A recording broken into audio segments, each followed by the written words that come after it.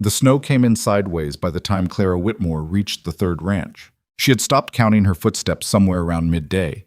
When the cold had moved past hurting and settled into something quieter and more dangerous, a numbness that crept up from her bare feet and worked its way toward her knees. Her boots had given out 2 days ago, the left one first, the sole peeling back from the toe like a dog-eared page, and then the right not long after, the leather splitting at the heel until there was nothing left worth calling a shoe. She'd wrapped her feet in strips of flour, sacking she'd found caught on a fence post, but the cloth had soaked through before noon and now it was just cold skin against frozen ground.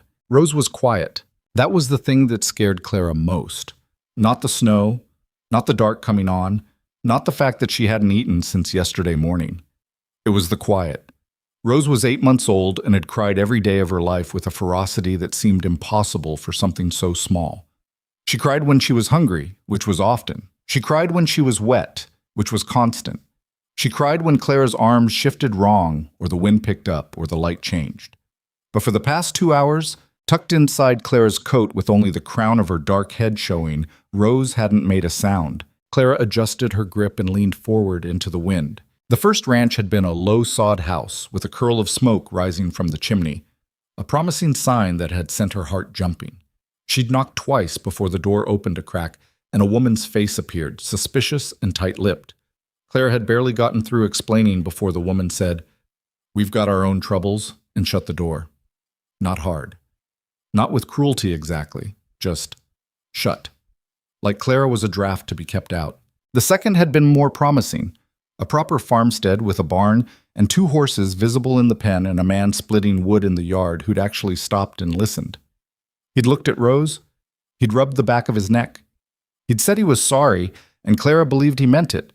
But sorry wasn't a roof, and it wasn't warm milk for an infant who hadn't eaten since morning. Now here she was at the third one, which sat at the end of a rutted track barely visible beneath the snowfall, a square of amber light in a window, a gate standing half open like it had been that way for years, and no one had bothered to finish closing it. The fence around it was weathered, a few posts leaning at angles that suggested neglect rather than catastrophe. One of the gate's hinges was rusted to a dark orange that bled color into the wood around it. Clara pushed through the gate. She didn't have a plan beyond the door. She'd had one at the first ranch, and it hadn't helped, so she'd simplified. Get to the door. Knock. Say what needed saying. Everything else was someone else's decision. She knocked. Nothing. She knocked again, harder, her knuckles stinging against the wood. A long pause. Then the sound of something heavy being set down. A boot, maybe, or a glass. And footsteps crossing the floor. The door opened.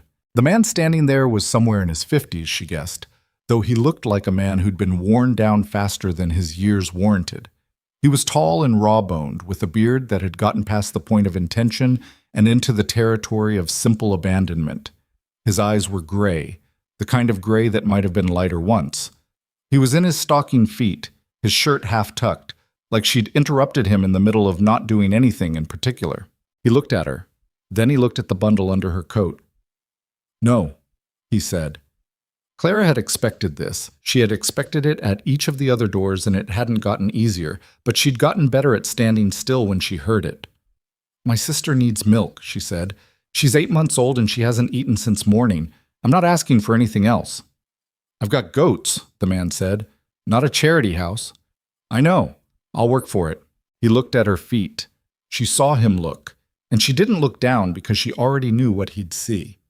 The flour sacking, soaked through and gray with road dirt, and below the hem of it, skin that had gone a blotchy red and white that wasn't a good color. Something shifted in his face. Not warmth. It wasn't that. It was something more reluctant than warmth. "Come in," he said, and stepped back from the door. His name was Elias Mercer, and he made it clear within the first 10 minutes that he was doing this once and not making a habit of it. He said this while he was setting a pot on the stove, his back to her, his voice carrying the particular flatness of a man who'd made decisions about himself and intended to stick with them. "Once," he said. "Tonight. Tomorrow you figure out something else." "Yes, sir," Clara said. She was sitting in a chair near the wood stove, Rose unwrapped and held against her chest. Rose's eyes were open now. She'd woken when they came in from the cold, a slow and worried waking, like she wasn't sure about any of this. And she was looking at the fire with an expression that Clara recognized as hunger. Rose's hunger had a particular look to it, a sort of hollow concentration, like she was conserving everything she had for the task of staying alive. Elias came back with a tin cup of warmed goat's milk and set it on the table beside her without looking at the baby.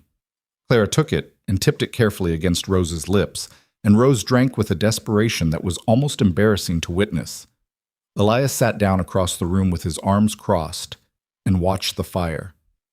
"Where are your parents?" he asked. "Mama died 3 weeks ago. We don't have a father." He didn't respond to that directly. "You were with someone after."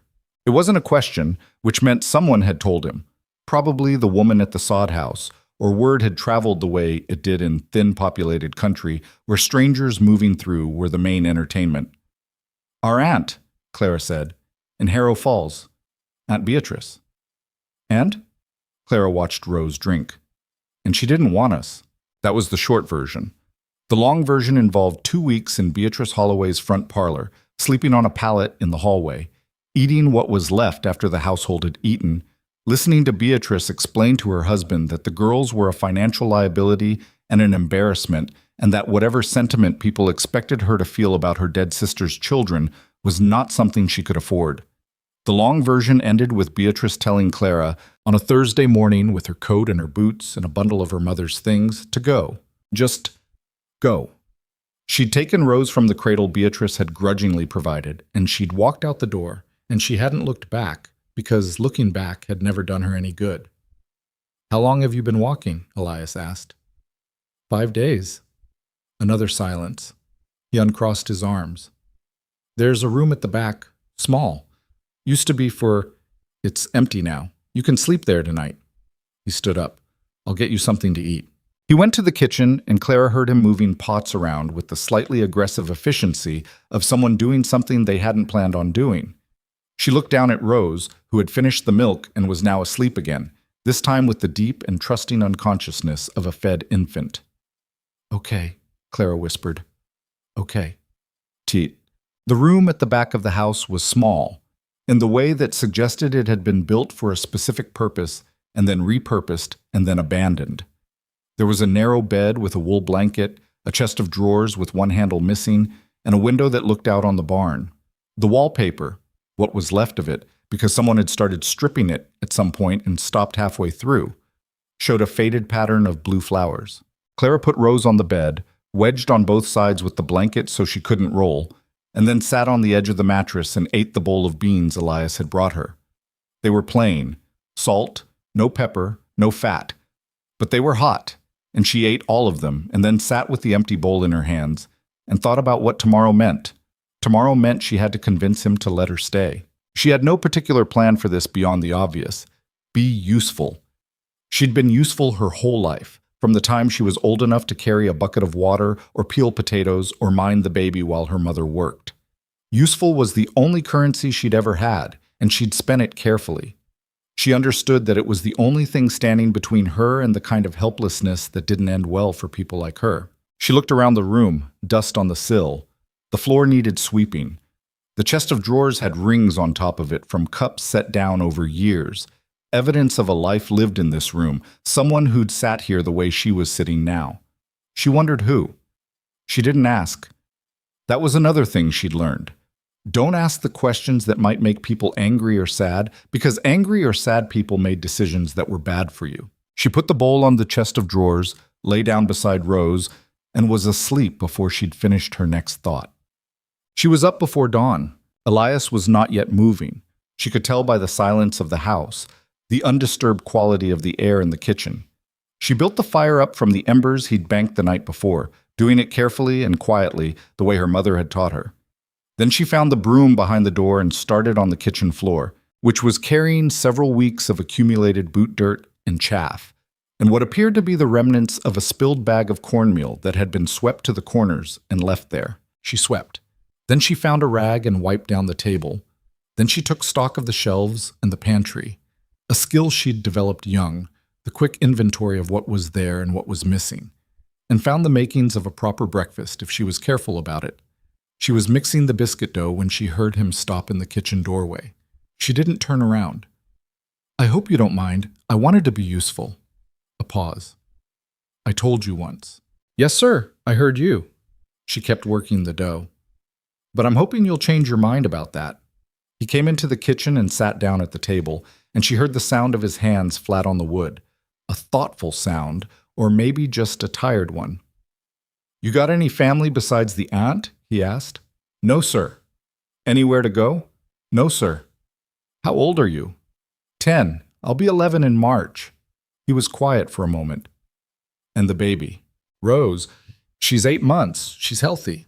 "She was. Until this week. She just needs regular feeding and she'll be fine." "You know that how?"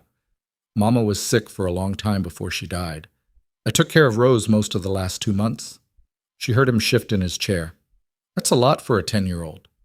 "It's what needed doing." She put the biscuits in the pan and turned to put them in the oven, and for the first time she looked at his face directly. He was watching her with an expression she couldn't entirely read. Not hard, not soft, something complicated in between. Like a man doing arithmetic in his head that wasn't coming out to a comfortable number. "There'll need to be rules," he said finally. She understood what that meant. She understood it in the way that a person who has been desperate understands good news, carefully, without celebrating yet. "Yes, sir," she said. "Whatever you say." The rules were simple and reasonable, which was more than she'd expected. She was to stay out of his way when he was working. She was not to go into certain parts of the barn alone. She was to tell him if Rose got sick or if anything went wrong. She was not to expect this to last past the winter, because he wasn't in a position to take on permanent obligations. He said this last part looking out the window, like he was addressing the yard rather than her, and she noticed that he didn't look at Rose when he said it. He'd barely looked at Rose since they arrived. Not with coldness exactly, more the deliberate avoidance of a man who'd decided something and was enforcing it against himself. Clara said yes to all of it, and then she went to work. The ranch house had been neglected in the specific way that happens when someone who once cared about a place stops caring. Not destroyed, the roof held and the walls were sound, but let go, the way a garden goes to seed when no one tends it. There were dishes that had been washed and stacked, but not in any particular order. There were corners where things had accumulated, tools that belonged in the barn, harness leather that needed oiling, a heap of mending in a basket that had clearly been there for some time. She started with the dishes, organizing them with the quiet efficiency of someone who found comfort in order. Then the mending basket. She'd been sewing since she was 6, competently since she was 8, and she worked through it steadily during the afternoon while Rose slept. Elias came in for midday meal to find the kitchen reorganized and a pot of something on the stove. She'd found dried beans and a piece of salt pork and the remains of some root vegetables going soft in a sack in the pantry, and she'd made the best of them. He sat down. He ate. He didn't say it was good, but he finished all of it, which was its own kind of statement. "The harness on the second peg needs new stitching," Clara said. "I can do that if you want." He looked at her. "Where'd you learn harness work?" "Mama's second husband had a livery stable for a while." She started clearing the dishes. "I learned a lot of things that way. We moved around some." "Where?" "Iowa mostly, then Missouri, then here." Here being the territory. The wide, cold, undecided territory that wasn't yet a state and operated, as far as Clara could tell, on a combination of hard work and mutual tolerance and the occasional catastrophic failure of both. "Your mother bring you out here alone?" She was going to marry again. A man named Pruitt who had land south of Harrow Falls. He changed his mind after she got sick. She said it plain, without bitterness, because the bitterness had worn out somewhere in the last few weeks, and what was left was just the fact of it. People changed their minds. They decided things weren't worth the trouble. It was something Clara had learned to account for. Elias said nothing. He pushed back his chair and stood. "Don't overdo the firewood," he said. "I'll bring more in before dark." It was not, she recognized, gratitude, but it was something adjacent to it, which was enough. But by the end of the first week, the house had changed. It was subtle. Nothing she'd done was dramatic or obvious. But the kitchen shelves were in order, the floors were clean, the pile of mending was finished, and the basket returned to the corner it had been pulled from. The windows she'd been able to reach were washed on the inside. The dried herbs she'd found bunched and forgotten on a high shelf had been sorted and rehung properly, which she could tell by the smell that came off them when she walked through. Sage and dried rosemary, something like lavender gone very faint. She found a broken chair in the back room and fixed it with dowel pins and a pot of glue she found on a shelf in the barn. She dragged it to the kitchen and set it at the table, and when Elias came in and saw it, he stopped. "That was in the storeroom," he said. "I know. It just needed the leg reset. It's solid now." He looked at it for a moment. Not the chair itself, she thought, but at something the chair meant to him. Then he pulled it out and sat in it. She made a point of not watching. She'd found, in those first days, that Elias moved through his own house like a man who expected very little from it, eating without particular interest, sleeping without discernible schedule, doing the work of the ranch with the reliability of mechanism rather than purpose. He had good habits built from years of routine, but they were hollow habits. The kind that persist after the reason for them is gone. She'd also found, in the bedroom she now understood had been a child's room once, a small wooden horse on the windowsill. She'd dusted around it carefully and put it back exactly as she'd found it. Some things you don't ask about. Rose was getting stronger. The goat's milk, twice a day, was doing its work. Rose's cheeks, which had gone gray and hollow at the end of the walk, were filling back out. She was sleeping better, longer, with fewer of the distressed half-wakenings that had scared Clara in those first days. She'd started taking an interest in her surroundings again, the way babies do when they feel secure enough to be curious, tracking movement with her dark eyes and making small sounds at whatever caught her attention. One morning, at the end of the first week, Rose laughed. It was a small laugh, barely more than a sharp exhale of delight. In response to the barn cat, which had appeared from somewhere and was now a permanent presence in the kitchen, and had leaped onto the table and knocked a cup sideways. Clara had lunged for the cup, and the motion had surprised Rose into that involuntary bright sound. Clara looked up and found Elias standing in the doorway. He was looking at Rose. It was the first time she'd seen him look at the baby directly, and the expression on his face was one she couldn't quite name, something between pain and something softer than pain, something that didn't have a simple word for it. He became aware of her looking at him and turned away. "Cat shouldn't be on the table," he said, and went outside. But the trouble with the town arrived in the form of Margaret Holt, who ran the dry goods store in Caldwell Crossing, and who appeared at the ranch on a Tuesday with a bolt of calico and an expression that suggested the calico was an excuse. Clara answered the door because Elias was in the south field. "You must be the girl," Margaret said, looking her over with the frankness of a woman who'd decided being direct was the same as being kind. "I'm Clara," Clara said. "Mr. Mercer's not here right now, but I can tell him you called." "I'm not here for Elias." Margaret looked past her into the kitchen. "I heard there were children. I wanted to see." Clara stepped back and let her in, because there was no graceful way not to. Margaret walked through the kitchen with the quiet attentiveness of someone filing a report. She looked at the organized shelves, the clean floor, the mending basket now empty in the corner. She looked at Rose, who was on the kitchen floor on a folded blanket, pushing herself up on her arms with the effortful seriousness of a baby practicing a new skill. "She's healthy," Margaret said. It came out as slightly surprised. "Yes, ma'am, she's doing well." Margaret sat down at the kitchen table without being invited, which Clara had learned meant she intended to stay a while. "People are talking," she said, "about Elias having young girls out here." Clara kept her hands busy at the stove, doing something that looked purposeful. "There's only 2 of us," she said, "and I'm 10. That's not the point people are making." "What is the point they're making?" Margaret looked at her, a sharper look, reassessing. "That a man like Elias Mercer, who hasn't been known to be charitable, all of a sudden has 2 orphan girls living in his house. People wonder why." "I do the cooking and cleaning," Clara said. "He provides shelter. It seems straightforward to me." "You're 10, Margaret said again, but differently this time. Not dismissive, more thoughtful. "I'll be 11 in March, Clara said, "and I'm aware of how the world works." Margaret was quiet for a moment, watching her. Then she reached into her basket and set the calico on the table. "I brought this for the baby, for clothes. She'll need them when it gets colder." Clara looked at the fabric. It was good quality, better than she would have expected as charity. Thank you, she said. That's kind. It's practical, Margaret said with the briskness of a woman who doesn't take credit for things she considers common sense. She stood. You tell Elias I came by, and tell him the talk isn't coming from me. I want that clear. I'll tell him. Margaret paused at the door. She looked back at the kitchen, at the orderly shelves, the clean floor, at Rose on her blanket with her arms working hard against gravity. You've done good work in here, she said.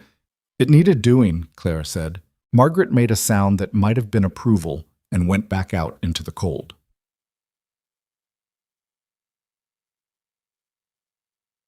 Clara told Elias about the visit that evening while he was washing up before supper. She told it straight, without editorializing, which was how she'd learned to tell things to adults whose reactions you couldn't predict. He stood at the basin with his back to her and didn't say anything for a moment. You handle it right? He asked. I think so. I didn't say anything untrue. He dried his hands. People talk out here. Not much else to do. She said the talk wasn't coming from her. Margaret Holt says a lot of things. He sat down at the table. It's not nothing, though. A man with 2 orphan girls and no explanation. People make up their own stories. What would you want to tell them? He looked at her. It was a direct question, and she could tell he wasn't used to being asked direct questions by children, or possibly by anyone. That you needed somewhere to be, and I had the room, he said finally. That's the truth of it. That's what I'd say too, Clara said. He looked at her for another moment, then picked up his fork. Sit down and eat, he said. Food gets cold. She sat down. The cat jumped up on the chair beside her and she pushed it off. And across the table, Elias made a sound, small, reluctant, almost involuntary, that she realized with a start was the beginning of a laugh. Not a full laugh. Not quite. But something. She looked down at her plate so he wouldn't see that she'd noticed. At night, after Rose was asleep and Elias had gone to bed, Claire would sit by the kitchen stove for a little while before she slept. She'd developed the habit in her mother's house when things were bad. The quiet of late night had always seemed cleaner to her than the noise of the day, less tangled up in what was happening. She'd think about her mother sometimes, about her face, which was getting harder to hold on to the way faces do after a while, about the sound of her voice, which was easier to keep, low and slightly rough from the sickness at the end, but before that warm and carrying a kind of authority that didn't need to be loud. She'd think about what came next. Not with panic. She had burned through her allocation of panic in those first days of walking, and now what was left was something steadier. A practical turn of mind that wanted to understand the situation she was in and figure out how to navigate it. Elias had said until winter. Winter was a ways off still. That was time, if she used it right. She'd think about Rose sleeping in the back room with her dark hair curling at the temples the way it always did in warmth. She'd think about keeping Rose safe, which was the one thing she'd decided was not negotiable, no matter what else happened. She'd hear the house settle around her, the creak of timber contracting in the cold, the occasional shift of a log in the stove. Outside, the wind would work at the corners of the building, feeling for weakness. She'd think, this is not permanent. But it could be. She'd think, you have to make yourself necessary. You have to make him see that this works. She'd think, you've been useful your whole life. You can do that. She'd let the fire die back and go to bed. In the morning, she'd get up and do it again. What? On a Wednesday near the end of the second week, Elias came in from the barn at midday and found Clara on her knees on the kitchen floor fixing a section of the baseboard that had come loose from the wall. She'd found nails and a hammer in the barn workshop and done it herself, rather than wait or mention it. He stood in the doorway and looked at this. Where'd you learn carpentry? He asked. Same place I learned harness work, she said without looking up. She drove the nail flush. You learn a lot of things when you move around. He was quiet. She finished with the baseboard and stood up, brushing her knees. I've been thinking, he said. She waited. About the winter. He set his hat on the peg by the door. A habit she'd noticed, always the same peg, always in the same order as the rest of his routine. It gets bad out here, cold that would surprise you. I need help through that kind of winter more than I needed in fall. Yes, sir. I'm not saying permanent, he said. I want that clear. Yes, sir. But through the winter, and we'll see. She looked at him steadily. Thank you, she said. He went to wash up and didn't say anything else, and she turned back to the stove because the midday meal needed tending. She didn't let herself feel it fully until she was alone, that loosening in her chest, that small and fragile thing that was not quite hope, but was pointed in hope's direction. Through the winter. And then they'd see. She stirred the pot and listened to Rose murmuring to herself from the back room. And outside the wind came off the plains, carrying the first real cold of the season, testing the gate that stood half open at the edge of the yard, rusted on its hinge, leaning slightly, but holding. Through the winter turned out to mean something different than Clara had calculated. She'd imagined it as a kind of probation, a fixed term with a clear end, after which a decision would be rendered, and she'd either stay or go. What she hadn't accounted for was the way that time, when filled with the steady pressure of daily work and daily necessity, has a way of eroding the edges of provisional arrangements until they stop looking provisional and start looking simply like life. December came in hard, the way Elias had warned her it would. The temperature dropped to places that made the cold of her walk feel almost moderate by comparison. The wind off the plains was a different animal in true winter. Not the sharp testing gusts of November, but something sustained and indifferent, a force that didn't care about you one way or the other and made that clear continuously. The snow came and stayed, piling against the fence posts and drifting against the barn door until Elias had to dig it out each morning before he could get to the animals. Clara started getting up earlier. Not dramatically earlier, she was already up before him most days, but enough that by the time he came downstairs, the stove was hot, and there was something warm on it, and the kitchen held some version of comfort before he had to go out into the cold. She wasn't sure he noticed. He never mentioned it. But he stopped looking surprised when he came downstairs to a warm room, which she took as evidence that it had become expected, and expected was the foundation of necessary. Rose had learned to pull herself up on things. This happened gradually, and then suddenly, the way developmental things do, weeks of not quite, of almost, of frustrated reaching, and then one morning Clara came into the back room and found Rose standing beside the chest of drawers with both fists wrapped around the drawer handle and a look of pure astonished triumph on her face. Clara had laughed before she could stop herself, a real laugh, the kind that surprised her coming out. "Look at you," she said. "You ridiculous person." Rose fell immediately on her bottom and looked offended. She showed Elias that evening. She didn't think about it before she did it. She just went to get Rose when she heard him come in, and she set her on the kitchen floor near the chair leg and watched Rose go through the same process. The reaching, the grasping, the slow and effortful hauling of herself upright. Elias watched from across the room with his coat still on, his hat in his hand. Rose stood. Rose looked around with that expression of territorial satisfaction. Rose fell. Clara looked up at Elias. He was watching the baby with an expression she'd seen once before, that complicated thing that lived between pain and something softer. But this time it didn't close down as fast. This time it stayed for a moment, unguarded, before he seemed to realize she was looking at him and turned away to hang up his coat. "She'll be walking by spring," he said to the coat hook. "That's what I figure," Clara said. He went to wash up for supper, and Clara picked Rose up and held her, and didn't say anything else about it. The harness work she had offered in the first week turned out to be more substantial than she'd let on when she mentioned it. Elias had 4 working horses, and the rigging for all of them needed attention. Not emergency attention, but the kind of careful maintenance that prevents emergency attention from being needed later.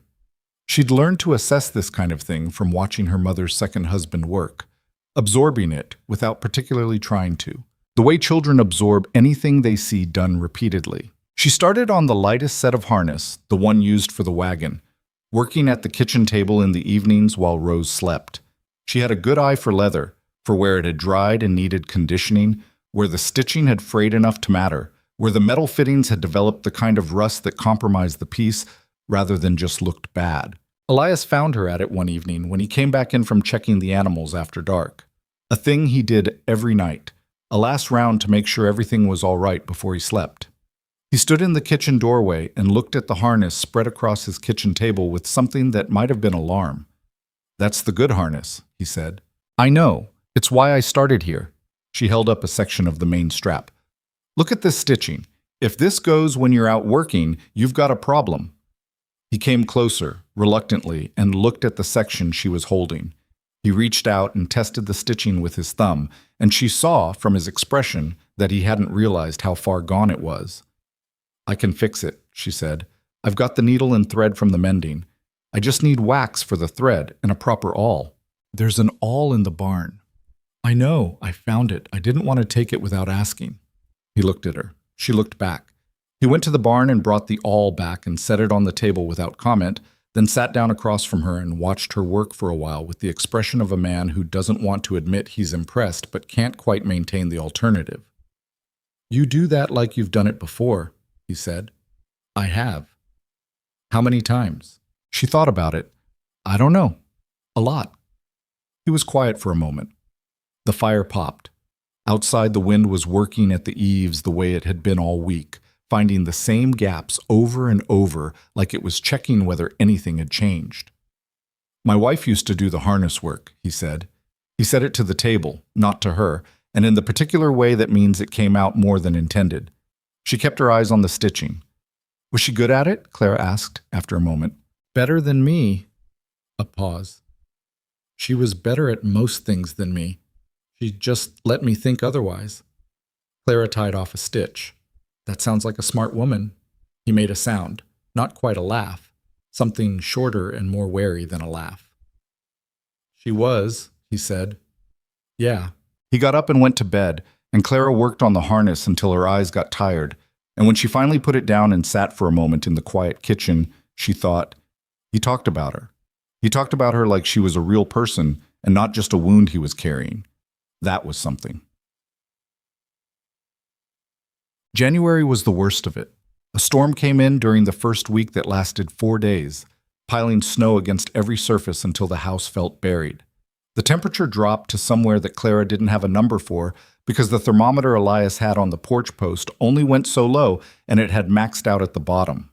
He kept the fire built high and stayed close to the buildings, only going out to tend the horses and goats, and coming back in gray-faced and moving fast to get warm. On the 3rd day of the storm, Rose got sick. It wasn't serious, or it didn't start that way. A fever, a rattling cough, the particular misery of an infant who feels terrible and has no way to understand why or when it will stop. Clara had seen Rose sick before and knew the difference between the kind of sick that was alarming and the kind that needed management, and this was management, steam and warmth and patience, and keeping the fluids up and watching the breathing carefully. She did all of it, and she did it quietly, because there was nothing to be gained from panicking when there was no way to get help anyway.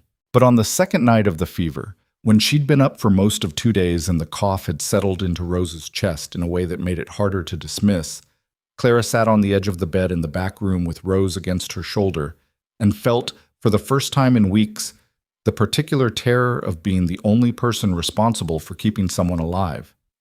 She heard the floorboard in the hallway. Elias appeared in his doorway. He was in his long underwear with a blanket around his shoulders, his hair pressed flat on one side from the pillow. He hadn't knocked. "Hurt her," he said. "She's okay," Clara said automatically. He looked at Rose. He looked at Clara. He came into the room without asking and sat down on the chest of drawers, which groaned under his weight but held. "You been up since yesterday?" he asked. "I slept some." That's not an answer. She looked at him. "She needs someone watching." "I know she does." He held out his hands. "Give her here." Clara looked at his hands. She looked at his face. She'd spent weeks being careful around him, careful not to push, not to demand, not to need too much. And he was looking at her now with an expression that had no strategy in it, just a man awake at 3 a.m. offering to help. She put Rose in his arms. He adjusted his grip with the competence of someone who had held a baby before, settling Rose against his chest with a particular angle, elbow tucked, wrist supported, and Rose, who had been fussing against Clara's shoulder, went quiet in the way that sometimes happens with new arms. Not better. Just surprised enough to stop. "Sleep," Elias said to Clara. "Couple of hours. I'll wake you if anything changes." "She needs—" "I know what she needs. You told me twice yesterday." He looked at her. "Sleep." Clara lay down on the bed, which was warm from where she'd been sitting, and she was asleep in under a minute. She woke to pale winter light and Rose's cough, less frequent, and Elias asleep in the chair he'd dragged from the kitchen at some point during the night, Rose still against his chest, both of them breathing. She sat up and looked at this for a long moment. Then she got up quietly and went to start the fire. Rose recovered.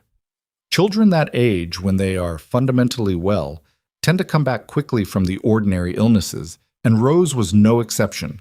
By the end of the week, she was pulling herself up on the chair legs again with the same territorial satisfaction as before, unbothered by the 4 days of misery that had preceded the recovery.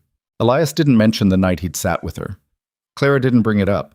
But something had shifted between them, slightly and permanently, the way things shift after a moment that costs something and is given anyway. He started eating with her at the kitchen table without the performance of reluctance. He started answering her questions about the ranch with more than minimal responses, explaining sometimes the reasoning behind things, which was how people talk when they've stopped thinking of you as temporary. He showed her the account book one morning, not asking her to do anything with it, just showing her, and she looked at it with the careful attention of someone who understands that being trusted with information is a form of being trusted. "Your numbers are good," she said, because they were. "Was always careful with that part," he said. "Other parts—" He gestured vaguely at the house, at the harness she'd repaired, at the accumulated evidence of 6 weeks of neglected maintenance. "Not so much. You were managing something else," she said. He looked at her. "What do you know about that?" "Not much," she said honestly, "but I know what it looks like when someone is. My mama went through a time like that after my father left, when I was small. She kept the necessary things going and let everything else slide." She paused. "The house looked a lot like this when we found it again. The inside." He was quiet for a moment. "How'd she find it again?" "She just decided to," Clara said. "One day she just decided she wasn't going to let it be like that anymore. She made biscuits," she told me later. "That was the first thing, just made biscuits." He looked at the kitchen, at the organized shelves and the scrubbed floor and the mended curtain she'd rehung on the window. "You made biscuits," he said. "First morning," she said. "Yes, sir." He didn't say anything else. He closed the account book and went out to the barn, and Clara started the midday meal, soit. The talk in town didn't go away. Margaret Holt had been as good as her word. She didn't spread it. And she'd made clear to several people that she'd been to the ranch herself and found nothing to concern her. But Margaret's opinion, while respected, was not the only one in Caldwell Crossing, and the version of events that took hold in certain quarters was not the charitable one. Clara learned about this secondhand from a boy named Thomas Peck, whose family had a homestead 3 miles east and who came by occasionally to trade labor with Elias. Thomas was 13 and had the quality, common in frontier children, of seeming older without being especially mature. He knew things, but didn't always know what they meant. He arrived one February afternoon while Elias was out in the south pasture checking on a section of fence that the snow was stressing, and he sat at Clara's kitchen table and ate the bread she put in front of him with the focused intensity of a boy who is always hungry. "My ma says people in town are talking about you," he said, between bites. "I know," Clara said. "She says they're saying Mr. Mercer should have sent you to the county home in Baxter." "He didn't. She says they're saying it's not right. A man alone with 2 girls that aren't his." Clara sat down across from him. "What do you think?" she asked. Thomas considered this with more seriousness than she'd expected. "I think Mr. Mercer's been here for 20 years and never done anything wrong that I know of," he said. "And I think you fixed the harness on the gray mare, and she's been going better since. So I think people should mind their own business." Clara looked at him. "Your mother know you think that?" "My ma thinks the same thing," Thomas said. "She just worries because she's a worrier." He reached for more bread. "She sent me to ask if you need anything. She's got extra salt pork." "We're all right on salt pork, but tell her thank you." Thomas ate for a while in the comfortable silence of someone who doesn't feel he needs to fill it. Then, "You really gonna stay?" "I don't know," Clara said. "That's not my decision." "Mr. Mercer's different than he used to be," Thomas said. "My pa said so. He said Elias Mercer has been like a man walking in his sleep for 3 years, and the last time he came by the ranch he seemed more awake." Clara started clearing the dishes. "People change," she said. "Not usually," Thomas said. "Not around here. He left when Elias came back from the pasture, and she told Elias about the salt pork offer, and he made a sound of acknowledgement and hung up his coat, and she was always noticing things now, cataloging them, adding them to the picture, that his face had more color than when she'd arrived. Not just winter cold, something that lived under the cold. The wooden horse on the windowsill was a thing she'd decided not to ask about, but she thought about it. She dusted around it twice a week, put it back exactly where it had been, and thought about what it meant to be kept, not displayed, kept. Hidden slightly behind the curtain, where someone looking directly at the room might not see it, but where the person who put it there would always know it was there. She thought about Elias's wife, who had done harness work and been smarter than him and let him think otherwise. She thought about this house before it had gone quiet, what it would have sounded like, whether it had been loud or just normally occupied, what he'd lost that had turned it into what she'd found when she arrived. She learned pieces of it gradually, from things he let slip without intending to. He'd had a son. She'd inferred this from the room and confirmed it by accident one afternoon when she asked about the size of a photograph she'd found while cleaning behind the chest of drawers, a studio portrait, formal in the way of formal portraits, a woman and a boy of maybe 8 or 9, both looking at the camera with the stiff self-consciousness such settings produce. She'd held it up and asked without thinking, "Who is this?" He'd gone very still. "Wife," he said, "and my son, Cole." Then after a beat, "You can set it on the chest if you want." She'd set it there, face up, dusted it, and said nothing.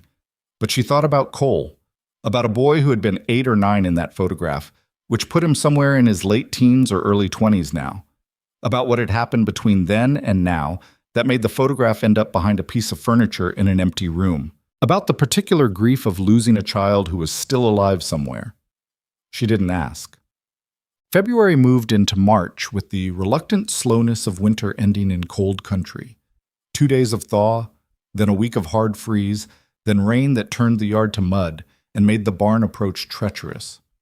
Clara's birthday came and went. She'd forgotten about it until she was washing dishes on a Thursday morning, and it occurred to her that she was 11 now. She mentioned this to Rose, who was sitting in the wooden crate padded with blankets that served as her floor seat when Clara needed her hands free. 11, Claire said. How about that? Rose made a sound of general endorsement.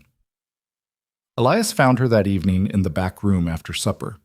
He had something in his hand, a hair ribbon, dark blue, a bit of a luxury item that must have come from a store and not from the ranch. He held it out without preamble. Thomas's mother sent it, he said, for your birthday. She asked me when it was, and I had to tell her I didn't know, and she came back the next day with this. Clara took it. It was good ribbon, wide and firmly woven, the kind that tied a proper bow. She hadn't had a hair ribbon since before her mother got sick. She didn't have to do that, she said. No, Elias said. She wanted to. He was looking at the ribbon in her hands. I didn't know it was your birthday. I didn't tell you. You should have. She looked at him. He looked like a man who'd made a mistake and knew it and wasn't sure what to do about it, which was a more human expression than she'd seen on him in some time. Next year, she said, now you know when it is. He stood there for a moment. Then he said, I'll make sure of it, and went back to the kitchen. She held the ribbon and thought about what he'd said, the way he'd said it. Next year now you know when it is. Like next year was something that was going to happen here, in this house, with her still in it. She didn't let herself believe it completely. She'd learned the cost of believing things completely before they were certain, but she let herself believe it a little. The real change, the one she hadn't expected and wouldn't have predicted, came from something small and accidental. On a Saturday evening in late March, Elias came in from the barn and found Clara at the kitchen table with the ranch's account book open in front of her. She hadn't been prying. She'd been looking for the feed figures he'd mentioned needing to calculate, and the book had been right there. But she'd gotten pulled into the numbers in the way she always did, because numbers were honest in a way that words often weren't. She'd found an error, not a large one, but the kind that compounds. A transposition in the column of figures for the grain purchase in November, 2 digits switched, which had been carrying a small discrepancy forward through every subsequent entry. She heard the door and looked up and saw his face and said very quickly, I wasn't snooping. I was looking for the feed numbers. Those are in the back, he said, which meant he wasn't angry. I know, I found them. But I also found… Here. She turned the book toward him. November, 3rd entry. You've got the numbers switched. It's been carrying wrong since then. He came over and looked at the entry she was pointing to. He leaned on the table with both hands and looked at it for long enough that she could tell he was checking her against his own memory and finding she was right. Damn, he said quietly. It's only off by a little, she said. I can fix the running totals if you want. It won't take long. He looked at her. You can read figures like that? Mama taught me. She was a good bookkeeper. She'd done it for businesses. She said it was something a woman should know how to do well, because it was a way of being indispensable that nobody could call improper. Elias was quiet for a moment. Then he sat down, which was not what she'd expected. Show me where it went wrong, he said. She showed him. He followed it with the same focused attention he gave to any problem that had a practical solution. And when she corrected the entries and ran the new totals, he checked them twice and then sat back. What else do you see? He asked. Anything that looks wrong? She looked at him, surprised. You want me to check the whole book? If you're willing. She was willing. She worked through it over the next 2 evenings, Elias occasionally sitting with her and occasionally leaving her to it. And she found 2 more small errors and 1 entry that wasn't wrong, but was categorized in a way that buried a cost that probably should have been more visible. She explained all of it without condescension. She'd learned early that the way you told someone about a mistake mattered as much as finding the mistake. He listened. He asked questions. He didn't get defensive, which she hadn't been certain of beforehand. When she finished, he sat with the corrected book for a moment, then closed it. My wife used to do this too, he said. I'd stopped keeping it the same way after I'd gotten sloppy. It's not very sloppy, Clara said. You've kept it carefully. You just weren't checking the arithmetic as you went. He nodded. It wasn't exactly comfortable, the way they were talking. It had the careful quality of people navigating around a tender place. But it wasn't bad either. It was honest. Clara, he said. She waited. He opened the account book again and turned to the first blank page at the back. He wrote something, then turned it to face her. It was her name and Rose's name, with the date they'd arrived, and below it the word residence. She looked at this. Not charity, he said. I want that clear. This is a working arrangement, and you've earned your place in it. He paused. But it's not until spring, and see what happens. It's as long as it works. As long as it keeps working. She looked at the page, at her name written in his careful, slightly cramped hand, at Rose's name beside it. She'd been very controlled for a long time, since before her mother died, really, since the last weeks of illness, when she'd understood that someone needed to hold things together and that the someone was her. She was still being controlled. She wasn't going to cry in front of him over a word written in a ranch account book. Yes, sir, she said. That works? He nodded, like something had been decided. He closed the book. He went to bed. Clara sat at the kitchen table a little longer than usual, the fire burning down, the house settling around her in its familiar night sounds. She thought about her mother, about what her mother had wanted for them, not just safety, not just enough, but something with ground under it, something that didn't end when someone changed their mind. She thought about residence, written in ink. She got up, banked the fire for morning, and checked the latch on the back room door before she went to bed. Rose was asleep on her back with her arms thrown wide, the way she always slept now, the sprawling, unselfconscious sleep of a child who feels safe. Outside, in the cold March dark, the ranch gate creaked once on its rusted hinge, and then was still. Spring came to the ranch the way it always did in that country. Not gently, not all at once, but in arguments. A warm week followed by a hard frost, followed by rain that didn't know whether it wanted to be sleet. The mud season was brutal, the yard a churned mess of boot prints and hoof marks that never fully dried before something new disturbed it. But underneath all of it, insistent and indifferent to the weather's indecision, things were growing. Rose took her first steps on a Tuesday morning in April.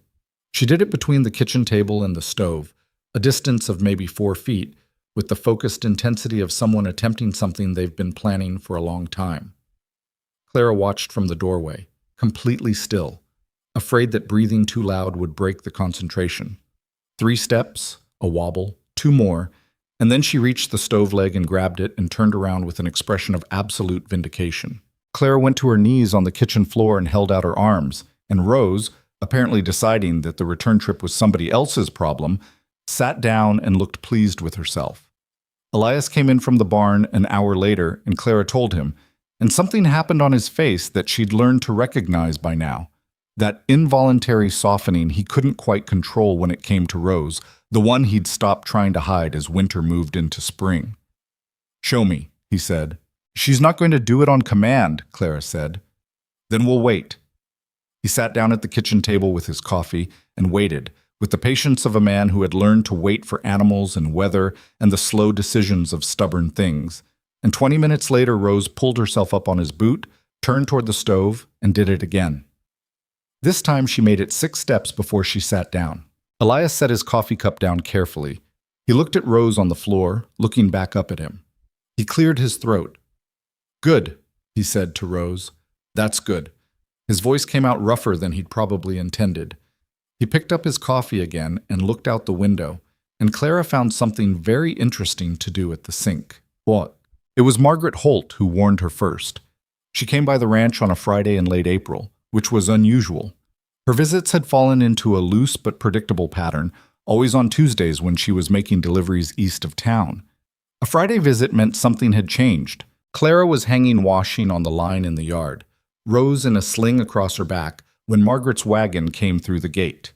She read the woman's face as she climbed down, not alarmed exactly, but carrying something with deliberate care, the way you carry a full cup. "She's here," Margaret said, without preamble. "Came in on the Baxter stage 2 days ago. I didn't think she'd really come, but she's here." Clara set down the shirt she was holding. "My aunt, Beatrice Holloway." "Yes." Margaret looked at her steadily. "She's been asking questions in town. About you, about the baby, about Elias, about the arrangement here." Clara felt the cold that had nothing to do with the April wind. She'd thought about this. She'd be foolish not to have thought about it. But thinking about a thing and having it arrive were different. "What kind of questions?" she said. "About the legality of it, about whether papers were drawn up, whether anyone has formal guardianship." Margaret paused. "She has a lawyer with her, man named Forsyth, from the city. He's been to the county clerk's office already." Clara stood very still. Rose stirred in the sling and made a small sound, and Clara reached back and steadied her without looking.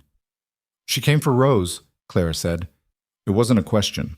"She came for both of you," Margaret said. "Though from the question she's asking, I suspect she's most interested in the inheritance your mother left. There's land, isn't there? The Pruitt situation. The man your mother was going to marry. He died, and she'd already been named in his will." Clara hadn't known about this. She showed it on her face, and Margaret saw. "You didn't know," Margaret said. "No one told me. Your aunt knows. Her lawyer certainly does." Margaret looked at the house, then back at Clara. "You need to tell Elias today, before she comes here, and she will come here." Clara took the rest of the washing off the line without finishing hanging it. No point in leaving it out if she was going to need to be inside, and went to find Elias. He was in the barn. She told him, standing in the middle aisle, Rose on her hip now, the horses moving in their stalls around them with the usual comfortable noise. She told him all of it. Beatrice's arrival, the lawyer, the county clerk, the inheritance she hadn't known existed. Elias listened with his arms crossed and his face still, which was how he looked when he was thinking hard and not ready to speak yet. When she finished, he was quiet for a moment.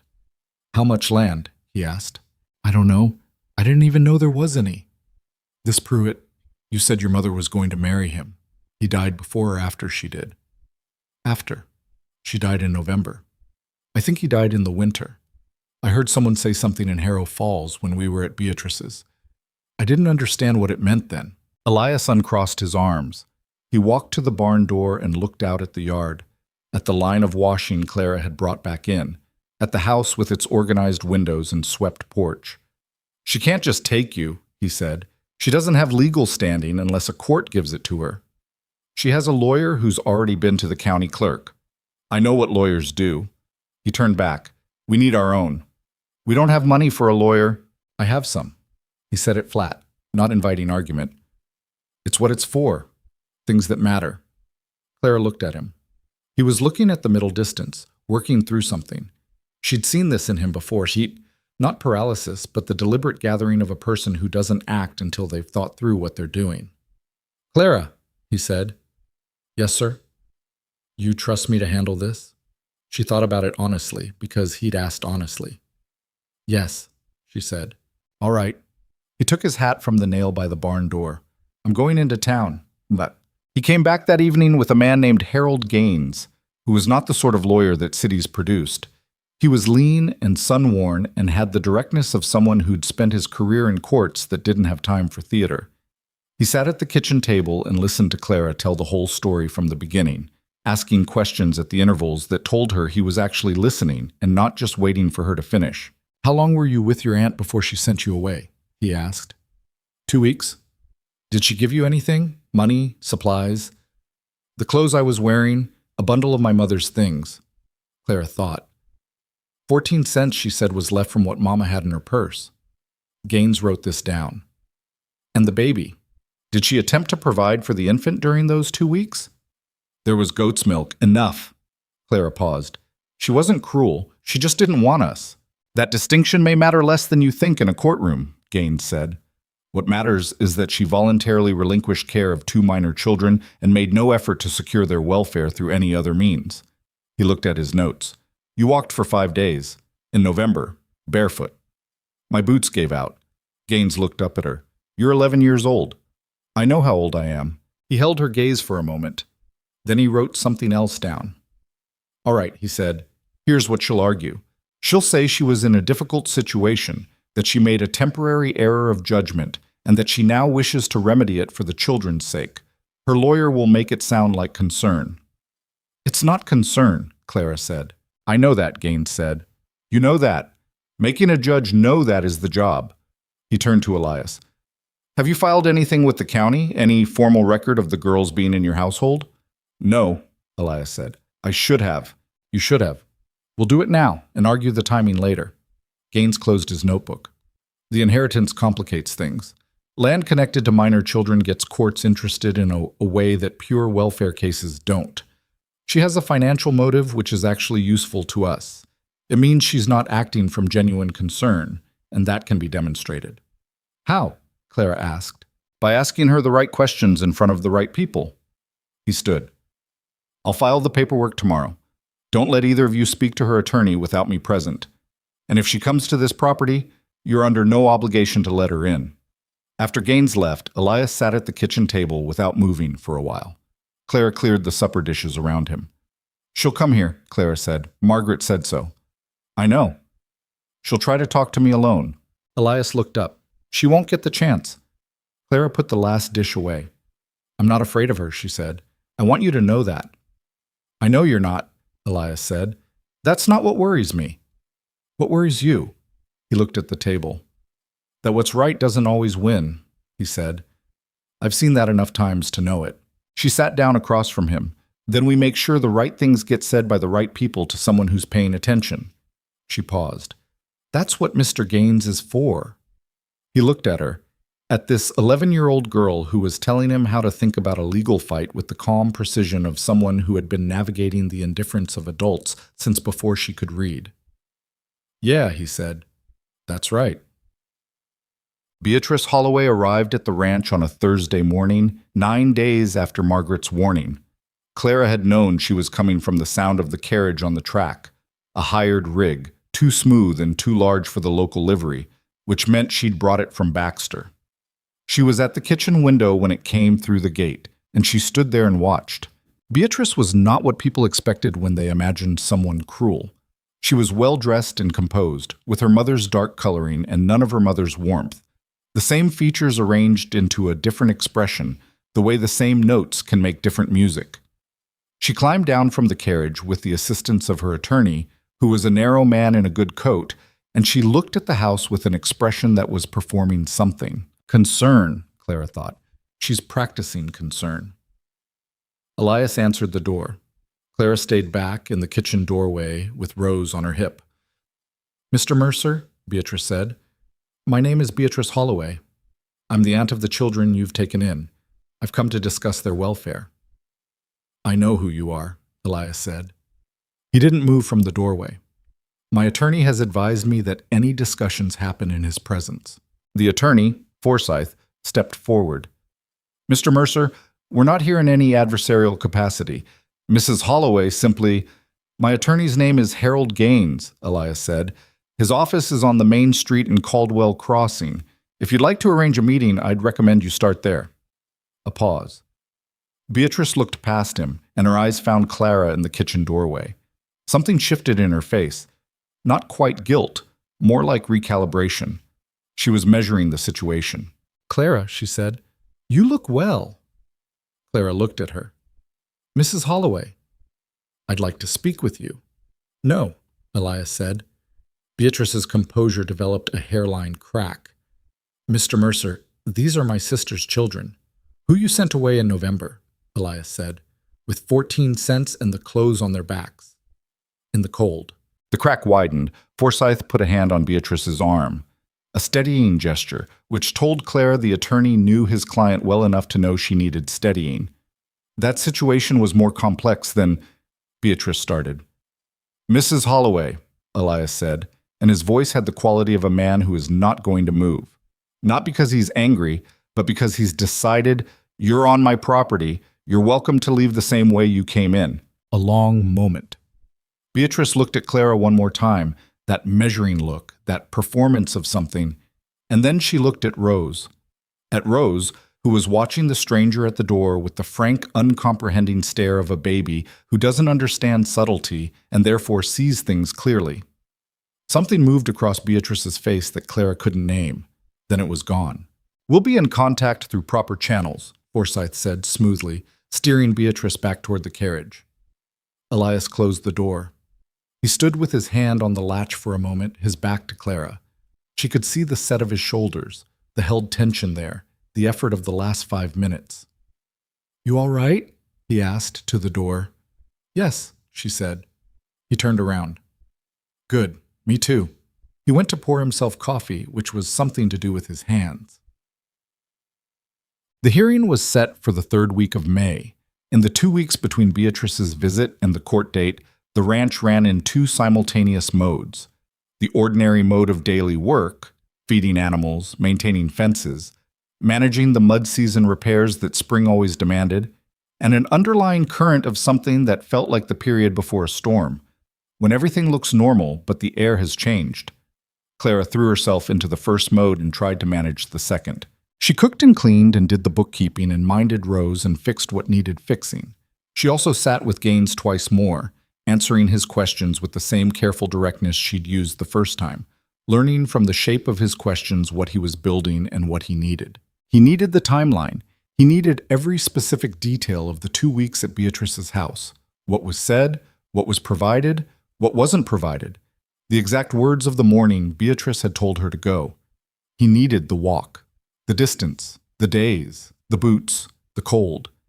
He needed the arrival at Elias's door and what had happened since, all of it, in order. She gave it to him. All of it flat and factual, because facts were what courts used, and facts were what she had. You're a good witness, Gaines told her at the end of the 2nd session. I just tell what happened, she said. That's what makes you good, he said. Most people can't do that. They tell what they felt, or what they thought, or what they wish had happened. You tell what happened. He gathered his papers. Don't lose that on the stand. Will I have to speak? I think it would help. You don't have to, but I think a judge who has heard about you will want to see you. She thought about this. All right, she said. 3 days before this hearing, Cole Mercer came home. Clara was in the yard with Rose when the rider came through the gate, a young man, 20 or so, on a horse that had been ridden hard. He was lean the way Elias was lean, with the same set to his jaw. But there was something unfinished about him, something that hadn't settled yet into whatever he was going to be. He saw Clara and pulled up short. They looked at each other. I'm looking for Elias Mercer, he said. He's in the south pasture, Clara said. I can get him. The young man's eyes moved to Rose, sitting in the dirt nearby with a stick she'd found and was conducting some form of experiment with. Then back to Clara. Who are you? He asked. Clara Whitmore. I live here. She paused. "You're Cole." Something moved across his face. "He told you about me?" There's a photograph on the chest of drawers in the back room and a wooden horse on the windowsill. He looked away at that. He dismounted and held the reins, not doing anything with them. "I heard he was in some kind of trouble," Cole said. "Someone wrote me. I don't know who." Clara had her suspicions. Margaret Holt was the sort of person who found out where people were and wrote to them when she thought they ought to know things. But she didn't say so. "There's a hearing in 3 days," she said, "about Rose and me. Someone's trying to take us." Cole looked at her directly. "And my father? Where does he stand?" "He hired a lawyer," Clara said. "He closed the door in my aunt's face when she came here. He wrote our names in the ranch account book." She held Cole's gaze. "Where do you think he stands?" Cole stood with that for a moment. Then he looped the reins over the fence post and walked toward the house. "I'll wait inside," he said, "if that's all right." "Kitchen's open," Clara said. "I'll put coffee on." The reunion between Elias and Cole happened in the kitchen, and Clara was not there for it. She took Rose to the back room and stayed there, because some things don't need witnesses, and because she understood, with the particular understanding of a child who has learned to read the weight of adult silences, that what happened between them in the next hour was something that had been waiting a long time and needed space to land. She heard voices, not the words, just the shape of them, the low exchange of two people navigating something that had edges, a longer silence, then something that might have been a chair pushed back or a hand on a table, some physical punctuation to a sentence she couldn't hear. Later, Elias knocked on the back room door. "You can come out," he said. She came out. Elias was at the stove. Cole was at the kitchen table with a coffee cup, and he looked like a man who has said some things he'd been holding for a long time and was both lighter and more tired for having said them. He looked at Rose, who had followed Clara into the kitchen and was now pulling at the hem of Clara's skirt. "She always do that?" he asked. "When she wants to be picked up," Clara said. She picked Rose up. "Say hello to Cole," she said to Rose, knowing full well Rose wasn't going to do anything of the kind. Rose stared at Cole with the frank suspicion of a baby who has decided this person is uncertain. "She'll get used to you," Clara said. "She doesn't have to," Cole said. "I don't know how long I'm staying." Clara looked at Elias. Elias looked at the stove. "Through the hearing," Cole said. "At least through the hearing." It was not, she recognized, a promise, but it was the same thing Elias had said to her in November. Once, tonight, and we'll see. And look how that had turned out. "All right," she said. "Supper's in an hour." The night before the hearing, Clara couldn't sleep. She lay in the dark of the back room listening to the sounds of the house. Elias in his room, the creak of Cole's bedroll in the front room where he'd settled without ceremony. Rose breathing in the slow, deep way of fed and safe children. The ranch cat had taken up residence on the foot of the bed at some point in the winter and was there now, a warm weight, its purring an unconscious metronome. She thought about the morning, about the courtroom in Caldwell Crossing, which she'd never been inside but had walked past, about Beatrice's face at the door, that calculated performance of concern, about the attorney Forsyth and his smooth redirection and his hand on Beatrice's arm. She thought about what Gaines had said, tell what happened. She could do that.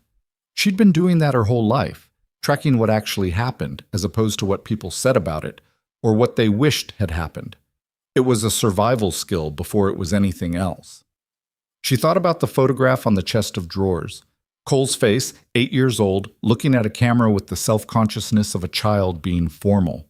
His mother beside him, Elias's wife, who'd done harness work and been smarter than him and let him think otherwise. She thought about the wooden horse on the windowsill, still there, exactly where she'd found it, because some things you leave where they belong.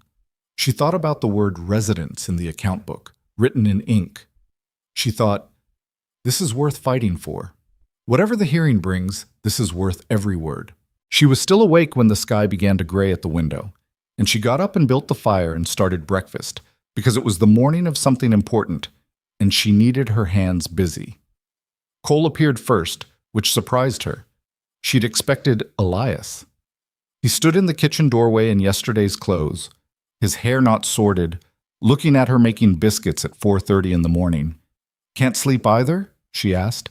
Never could before something that mattered, he said. He sat down. You always cook when you're nervous?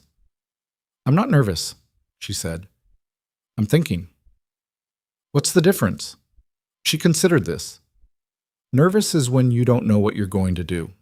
Thinking is when you're figuring out how to do what you've already decided. Cole was quiet for a moment. He wrapped both hands around the coffee cup she set in front of him. My father talks about you, he said, when I got here. The first night, when we were talking. He talked about you. He looked at his cup. He said you fixed the chair. It just needed the leg reset. He said it was the chair my mother used to sit in. Cole's voice was careful with this, like he was setting it down somewhere specific. He said he hadn't been able to look at it for 3 years, and then one day you just put it at the table like it belonged there, and he sat in it, and it was... He stopped. Clara turned back to the biscuits. It's a good chair, she said. It would have been a waste. Silence. The fire popped. Yeah, Cole said. That's what he said too. Elias came in not long after, dressed for town, and the three of them ate breakfast together in the early dark without much talking. The particular quiet of people who are each carrying something and have agreed without discussing it to carry it until they get where they're going. When they left for Caldwell Crossing, Clara left the stove banked and the cat fed and the back door latched. She carried Rose, who was dressed in the calico dress Clara had made from Margaret's fabric, the one with the careful stitching at the neck that had taken her 3 tries to get even. She walked through the yard and through the gate, the rusted gate on its uneven hinge that she'd walked through that first night in November, that she'd come through 100 times since, and she didn't look back. She didn't need to. The Caldwell Crossing Courthouse was a single-room affair at the east end of the main street, presided over by a judge named Walter Kroom, who had been on that bench for 15 years and was known, Gaines told them, for the quality of his attention, if not for his patience. When Clara walked in, the room was already half full. She hadn't expected that. She'd expected a procedural thing, lawyers and the judge and the necessary parties. Instead, there were people sitting on the benches along the walls, people she recognized. Margaret Holt in the second row, Thomas Peck's mother beside her. The couple from the homestead north of the Mercer Ranch who'd brought eggs twice during the winter. The minister from the small settlement church whose name she didn't know, but whose face she'd seen in the dry goods store. Others she knew only by sight. They had come. Beatrice was already there, on the other side of the room, with Forsyth beside her, and a woman Clara didn't recognize who might have been a neighbor or a character witness or simply moral support. Beatrice looked at Clara when she walked in, and Clara looked back, and neither of them looked away first. They just let it sit there between them, the accumulated weight of everything that had happened. Clara sat down beside Gaines at the front, with Elias on her other side and Cole at the end of the row. Judge Kroom came in without ceremony, and the room stood and sat back down. This is a guardianship matter, Kroom said, looking over his glasses at both tables. I'll hear arguments and I'll hear witnesses. I want facts. I don't want speeches. He looked at Forsyth. You filed first. You start. Forsyth presented Beatrice's case with the polished efficiency of a good attorney working on comfortable ground. The blood relationship, the willingness to now provide a stable home, the concern about the appropriateness of the current arrangement, the matter of the inheritance that required proper legal oversight.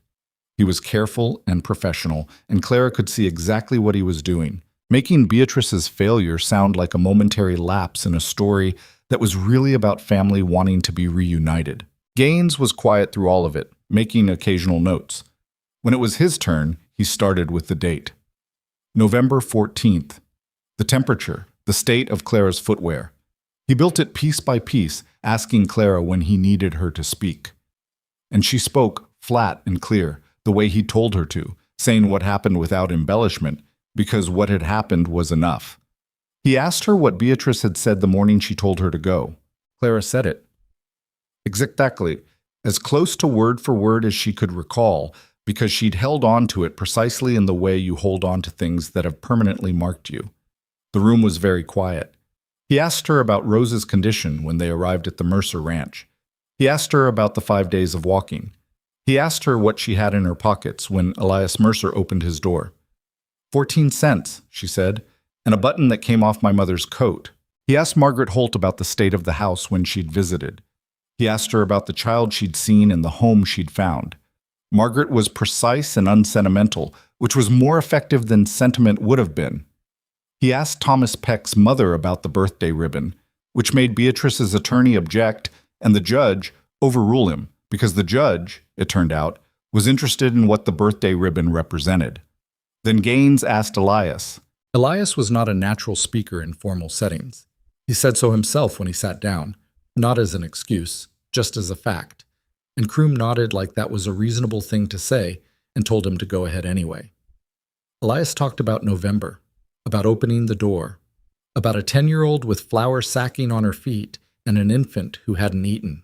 He talked about the account book. He'd brought it, and Gaines had him open it to the back, to the page with the date and the names, and the judge looked at it when it was handed up to him and was quiet for a moment.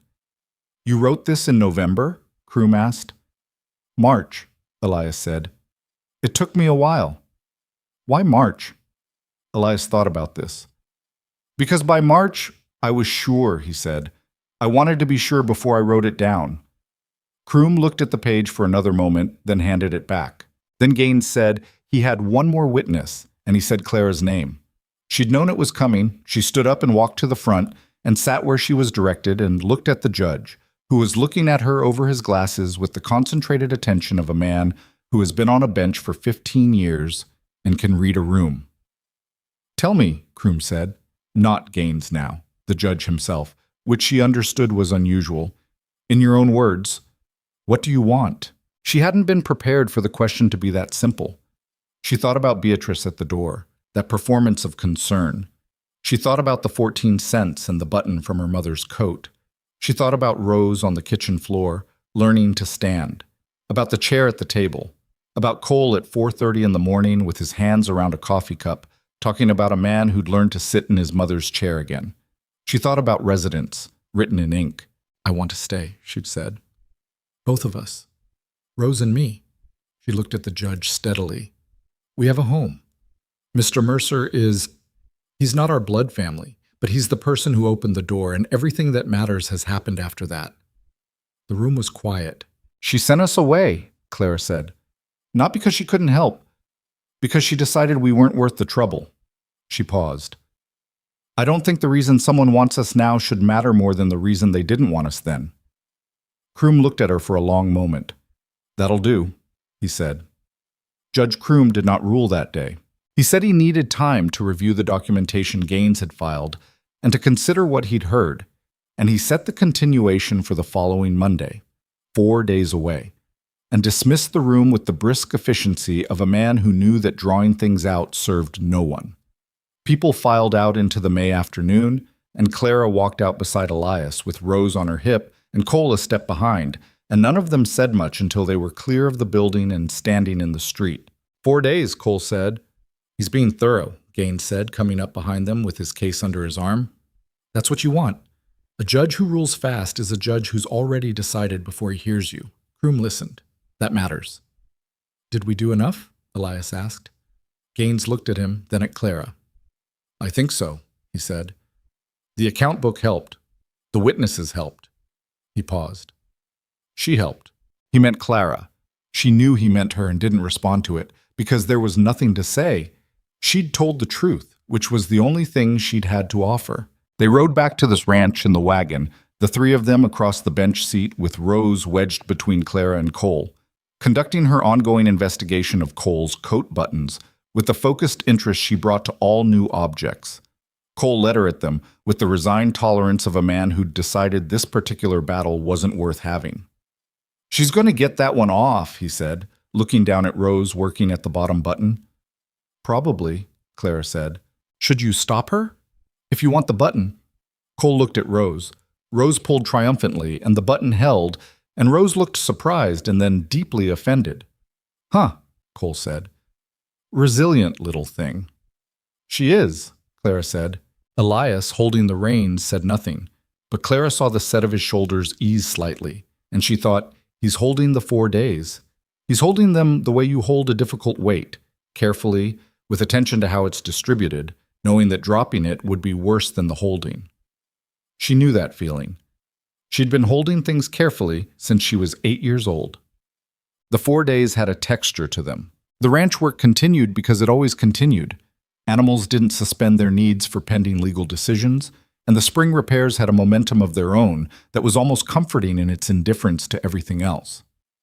Cole worked alongside Elias without discussion, falling into the rhythm of the ranch with a familiarity that suggested his hands remembered it, even if the rest of him had been somewhere else for years.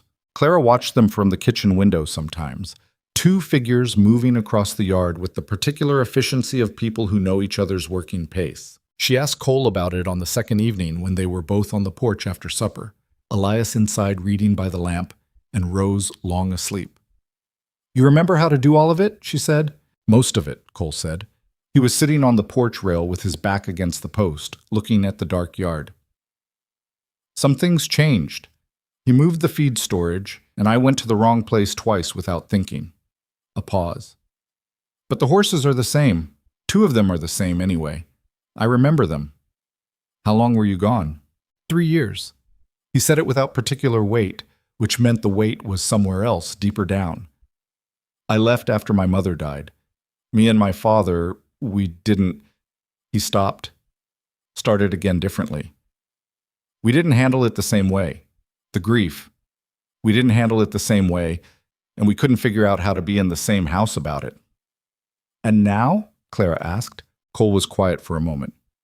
"He's different," he said finally, "from how I left him. When I left, he was like something that had stopped working, going through the motions, you know?" "Yes," she said. "I know. I saw what that looked like when I got here." Cole looked at her. "How different is he?" She thought about it honestly. "Like someone remembered to wind the clock," she said. "Not all the way back to whatever he was before, but running." Cole was quiet again. He looked at the yard, at the barn with its lamp burning low, at the gate at the end of the track, standing half open on its rust-stuck hinge.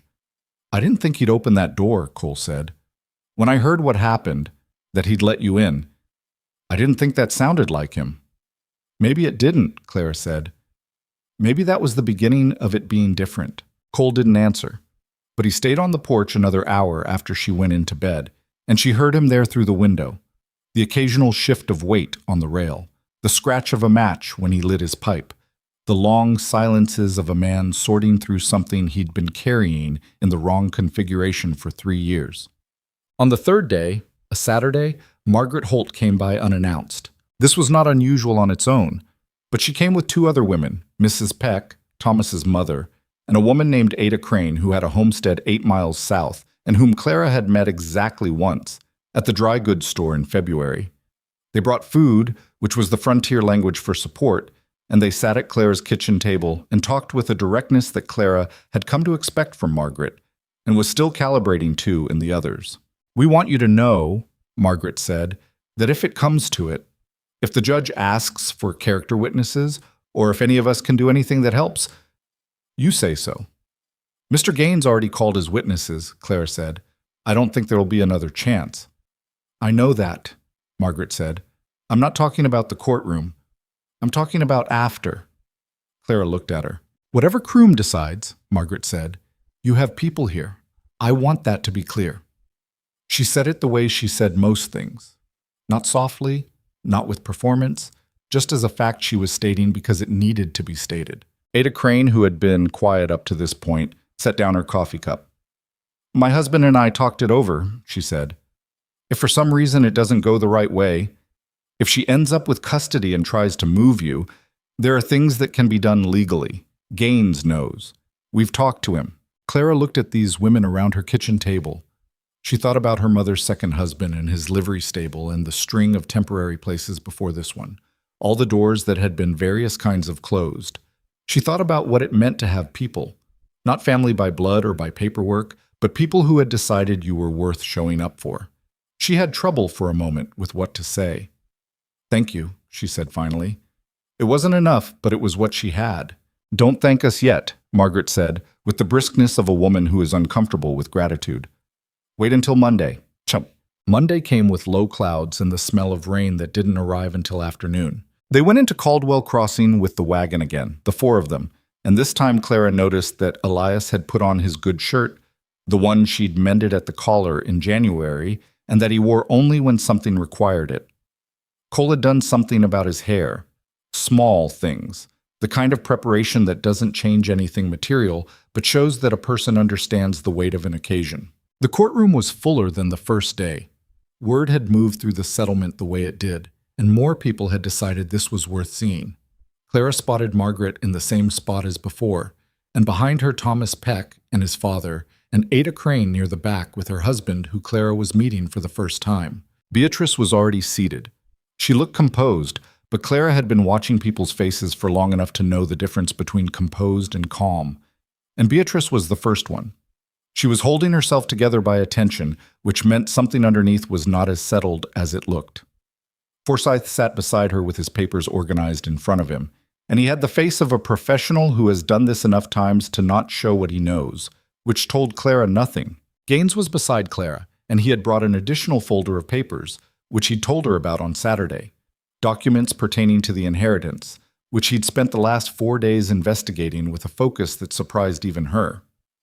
The land, he'd told her, is not as straightforward as Forsyth presented it. I've been in contact with the attorney who handled Pruitt's estate. There are conditions. What kind of conditions? The kind that make it significantly less valuable to someone claiming it through the girls than Beatrice appears to believe. He'd paused. She may not know this yet. Her attorney may not have told her, or may not know himself. Clara had processed this. So she came all this way for something that isn't what she thinks it is. People often do, Gaines said. Now, in the courtroom, Kroom came in, and the room settled fast. He sat, arranged some papers, looked out at the assembled room with the expression of a man who has been at this long enough to be unsurprised by how many people show up when something matters. I've reviewed the filings, and I've considered the testimony from Thursday, he said, without preamble. Before I deliver my determination, I want to address some information that came to my attention over the weekend regarding the matter of the Pruitt estate and the inheritance attached to the minor children. I'm going to ask Mr. Gaines to speak to this first. Forsyth's composure developed a visible crack. Gaines stood and laid it out with the economy of a man who has practiced this sequence and knows where it lands. The Pruitt will had conditions attached to any inheritance involving minors. Conditions that required a qualified guardian to demonstrate residential stability and financial accountability in a specific form before any land transfer could be executed.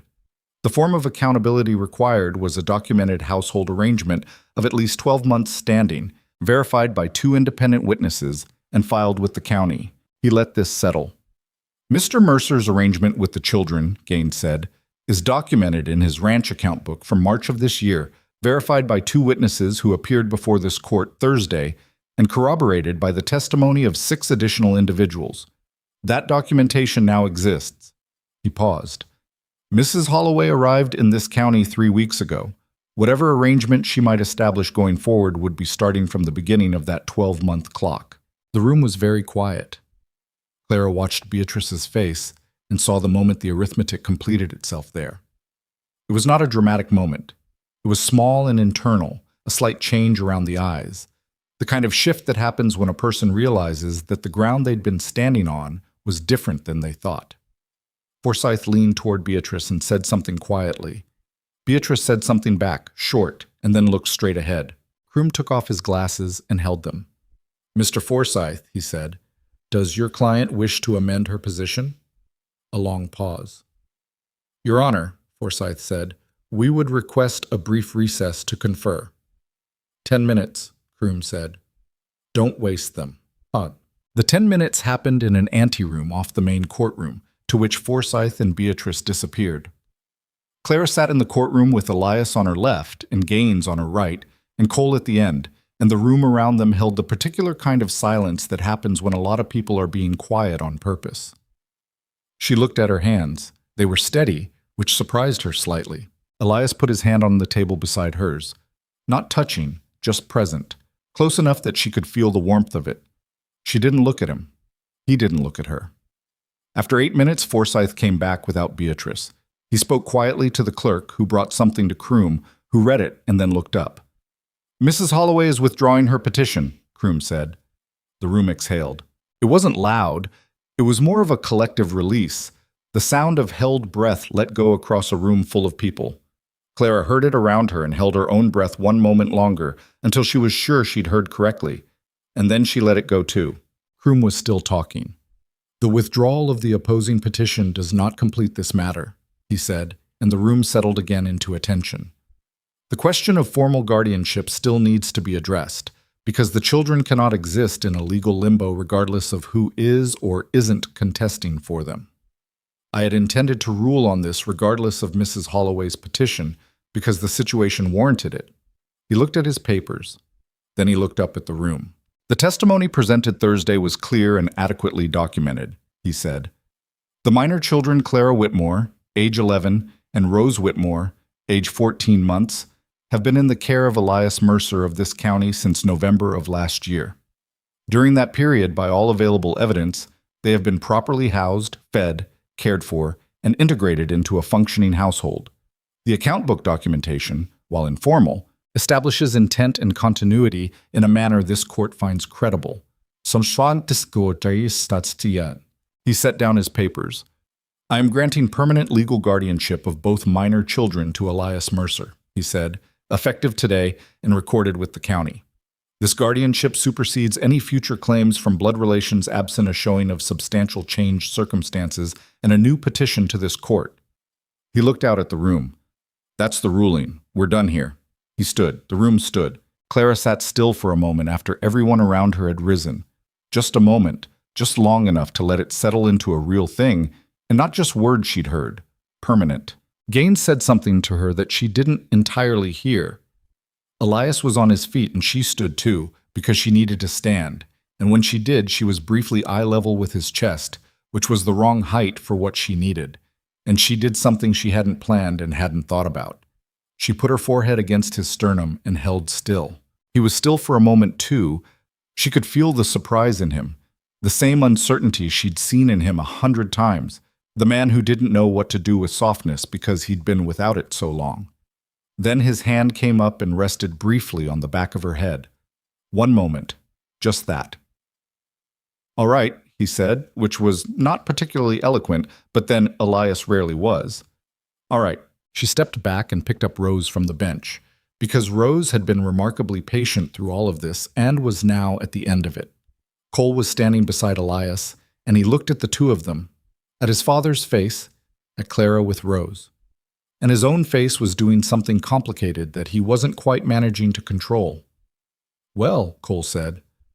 "Well," Elias said. "Okay," Cole said. And then, unexpectedly, "Good." They came out of the courthouse into a May afternoon that had finally decided what kind of day it wanted to be. The clouds thinned and light came through, the particular light of late spring that makes everything look like it was recently cleaned. The rain smell was still in the air, the good kind, petrichor and wet earth, and the green smell of things growing. Margaret Holt was waiting on the steps. She looked at Clara's face and read what was there and nodded. One sharp, decisive nod, the kind that means, "I knew it." "Good," she said, which was the same word Cole had used, and Clara thought there was something to that, the way good was the right word when a thing that should happen finally had. Thomas Peck's father shook Elias's hand with the wordless firmness of men who express important things through handshakes. Ada Crane hugged Clara, which surprised her. Ada Crane had not seemed like a hugger, and then stepped back as if she'd surprised herself too. People came and went on the courthouse steps with the loose informality of a community that has gathered for something and is now transitioning back to ordinary life, and Clara stood in the middle of it with Rose on her hip and let it happen around her. She thought about what Gaines had said, the inheritance situation, Beatrice's withdrawal. She found Gaines at the edge of the crowd. "The land," she said. "What happens to it now?" "It stays in trust until you're of age," Gaines said. 21, under the territory's statutes. At that point it's yours, both yours and Rose's, split, as specified in the Pruitt will. He paused. "It's not a fortune, about 40 acres south of Harrow Falls, but it's land. In this country, that's something." "Yes," Clara said. "It is." He started to walk away, then stopped. "You did well in there," he said, "both days." "I told what happened," she said. "I know." He smiled, which she hadn't seen him do before. "Keep doing that." Weekend. On the way home, Rose fell asleep in Clara's lap before they'd gone 2 miles. The boneless, immediate sleep of small children who don't manage the transition consciously.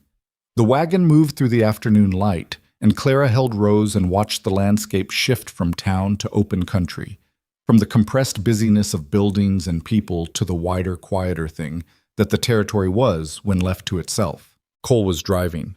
Elias was beside him, and the two of them were talking. Not about anything significant, Clara thought, just the ordinary talk of men working out how to be in proximity again, the conversational equivalent of adjusting to someone else's pace. She could hear the tone of it without the words, and the tone was careful but not strained, the way a healing thing feels when you press it gently. She thought about Beatrice in that anteroom, doing arithmetic. She thought about the 10 minutes and what they must have felt like. The moment the plan revealed itself to be built on a wrong assumption, the recalibration, the decision.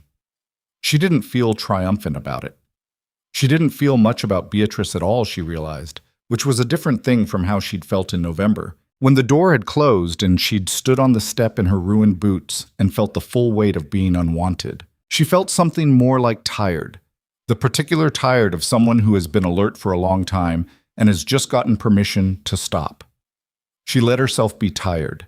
She sat in the wagon with Rose asleep in her lap in the afternoon light on the plains and let the tired happen, which felt like its own kind of arrival. Well, when they got back to the ranch, Cole unhitched the horses while Elias dealt with the afternoon feeding that was late on account of the trip to town.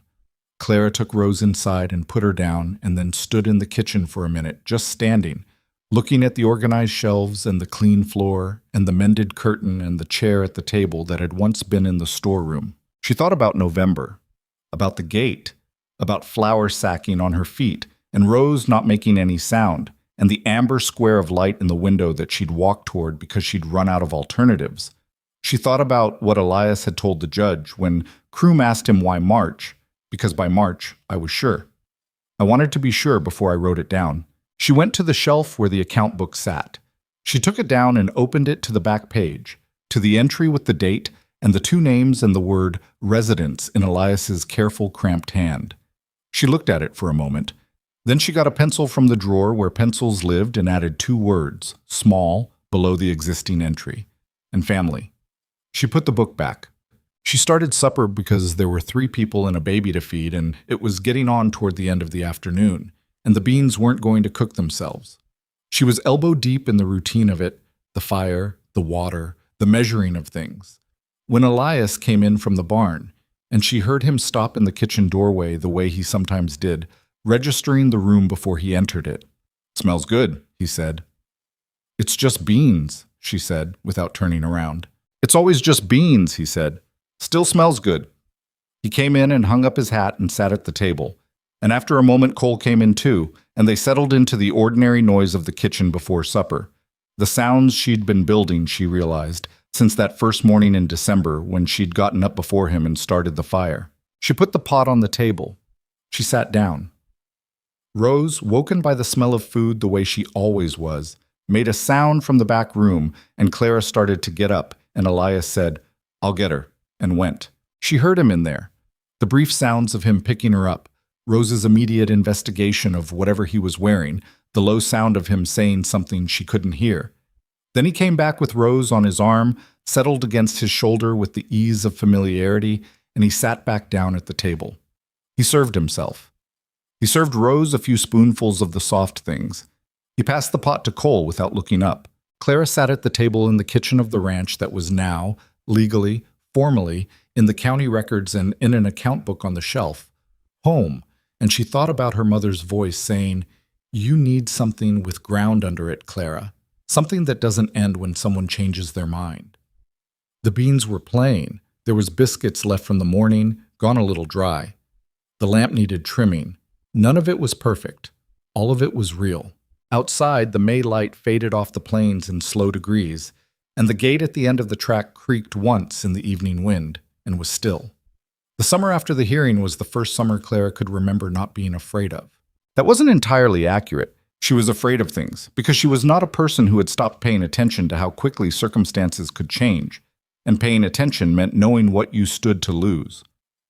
She was afraid of the drought that came in July and turned the creek down to a trickle and made Elias stand at the edge of the south pasture for long minutes, looking at the sky with his hands in his pockets and saying nothing. She was afraid when Rose fell against the corner of the chest of drawers in August and cut her forehead, not badly but bloodily, the way head wounds are, and spent 20 minutes screaming before she calmed down enough to be assessed. She was afraid, quietly, and without telling anyone, whenever something threatened the ordinary machinery of the life they'd built. But the background fear, the one that had lived in her chest since before her mother died, the one that said, "This will end. It always ends. Don't count on anything." That one had quieted to something she could live with. Not gone. She was too experienced to believe it would ever be entirely gone. But manageable. Below the surface, where it belonged. Cole stayed. He'd said through the hearing, at least, and then the hearing had come and gone and he was still there, and then summer came and he was still there. And at some point, the question of whether he was staying stopped being a question and became simply a fact. The way facts accumulate when no one is paying attention to them, becoming permanent. He worked the ranch alongside Elias, with the gradually increasing ease of a man who is finding his way back into something he'd left in difficult circumstances, and discovering that the thing itself, the actual daily work of it, the animals and the land and the rhythm, hadn't betrayed him the way other things had. He and Elias had a conversation in the barn one night in June that Clara was not present for and never asked about. She knew it happened because of what she heard, the low, sustained murmur of voices going for a long time, the particular quality of a conversation that isn't about anything practical, and because of how both of them were slightly different afterward, not resolved exactly. Things between fathers and sons who have hurt each other don't resolve the way legal disputes resolve, with a ruling and a clear outcome. They shift. They find new configurations. The weight gets distributed differently, and you learn to carry it in the new way. And eventually the new way starts to feel like the only way there ever was. That was what happened. Gradually, and then all at once. The way things do. But Clara started school in September. This was Elias's doing, though he presented it as simply a practical matter. The settlement school in Caldwell Crossing had a teacher now, a woman named Miss Dunbar who had come from back east with a certificate and more determination than the frontier usually knew what to do with, and it would be foolish not to use the resource. "It's 3 miles, Clara said when he told her. "Thomas Peck goes that direction every morning. You can go with him." "What about Rose?" "Cole's here in the mornings. Rose is walking. She can be minded." Clara looked at him across the kitchen table. "You want me to go to school?"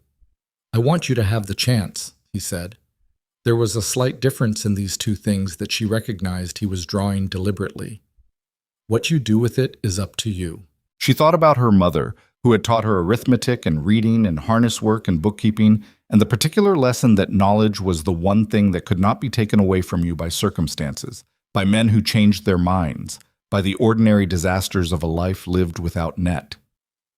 Her mother had learned that lesson the hard way and passed it to Clara the only way she could, by example, by insistence, by saying this matters even when everything else is uncertain. "All right," Clara said. "I'll go."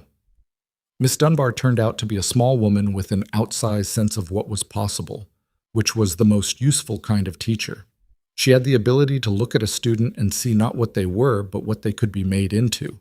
And she looked at Clara and saw something that changed the pace and content of Clara's education within the first 2 weeks. "You read above your age level," Miss Dunbar told her at the end of the second week, after Clara had worked through the reader that was supposed to last 2 months. "My mother taught me," Clara said. "She taught you well. You have good arithmetic, too." Miss Dunbar paused. "I'm going to give you different work. Is that all right?" "Yes," Clara said. "That's more than all right."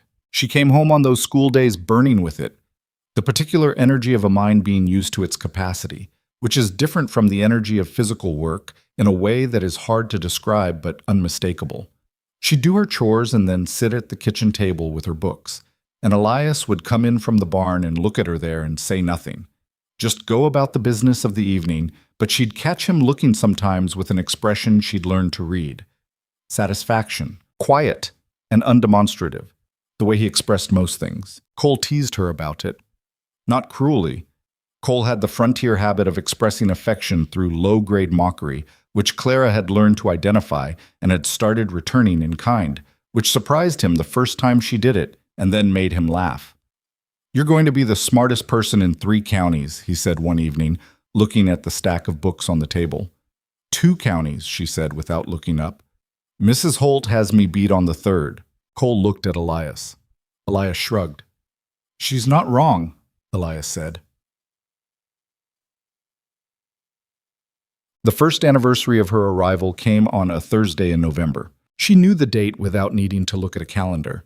It had been marked in her in the way that days which change your life get marked, not always on the surface but somewhere beneath it, in the body's memory. She woke up knowing what day it was and lay in the back room for a moment in the early dark, in the particular warmth of the room she'd slept in for a year, with roses breathing beside her and the ranch cat await at her feet, and she thought, this is what a year looks like.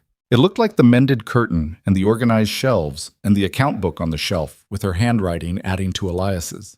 It looked like Rose asleep with her arms thrown wide, bigger than she'd been but still doing the same trusting sprawl.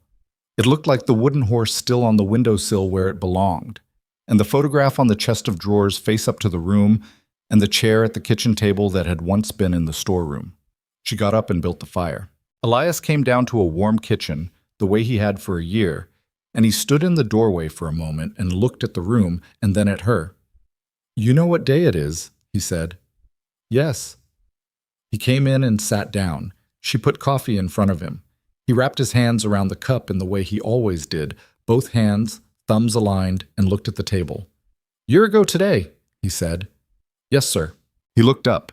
He'd been asking her for about 3 months to stop calling him sir, and she'd been working on it with uneven success. It was a hard habit to break when a habit had been a survival strategy. "Elias," he said, not correcting her, just offering the name. She looked at him. "Elias," she said. He nodded, like that was what he'd needed. He drank his coffee. Cole appeared in the doorway, half awake, his hair in the state it was always in before he dealt with it, which Rose found endlessly entertaining. Rose had in fact started waking early specifically because Cole was funny in the mornings, which was information Clara had not shared with Cole because it would only encourage him. "What are we doing today?" Cole asked. "What we do every day," Elias said. "It's the anniversary," Clara said. Cole looked at the two of them. "Of what?" "Of when I got here," Clara said. "A year ago today." Cole leaned against the doorframe and thought about this. "So a year ago today, my father had 2 strays knock on his door, and he let them in." "More or less," Clara said. He pushed off the doorframe. "I'll make biscuits," he said. Both Clara and Elias looked at him. "I know how to make biscuits," Cole said, with the defensive confidence of a man who may or may not actually know this. "The flour's in the left cabinet," Clara said carefully. The biscuits were not good. They were dense in a way that suggested a problem at the mixing stage, and the bottoms were darker than the tops, which was a heat distribution issue, and Cole ate 3 of them anyway with the expression of a man who is committed to a position and will not be moving from it. Rose ate half of one and then used the other half to paint the tray of her chair, which was its own kind of verdict. Elias ate one without comment, which was the most diplomatic thing Clara had seen him do all year. She ate one too. It tasted like effort, which was its own flavor, and she thought there was something right about that the anniversary meal was imperfect and made with imperfect hands by a person who was still figuring out how to be there, and that everyone ate it anyway. After breakfast, she went outside. The November morning was cold in the familiar way, not the brutal cold of January, but the sharp, serious cold of the season's beginning, the cold that means business without being cruel about it. The sky was the pale, bright gray of good winter light, the kind that makes the landscape look both bleached and clarified. She walked to the gate. She'd walked past it 100 times, through it 1,000, without stopping to look at it the way she was looking now. The rusted hinge, the slight lean of the post, the latch that never quite seated right, so the gate stood perpetually half open, a thing that had bothered her in an organizational way for months before she'd accepted that it was simply what the gate was. Not broken exactly, just imperfect in a permanent way. She stood there and looked at it. She thought about the night she'd walked through it in November of last year, with flowers sacking on her feet and Rose not making any sound, and the amber square of the window and the reluctant man in the doorway who had said no before he said come in.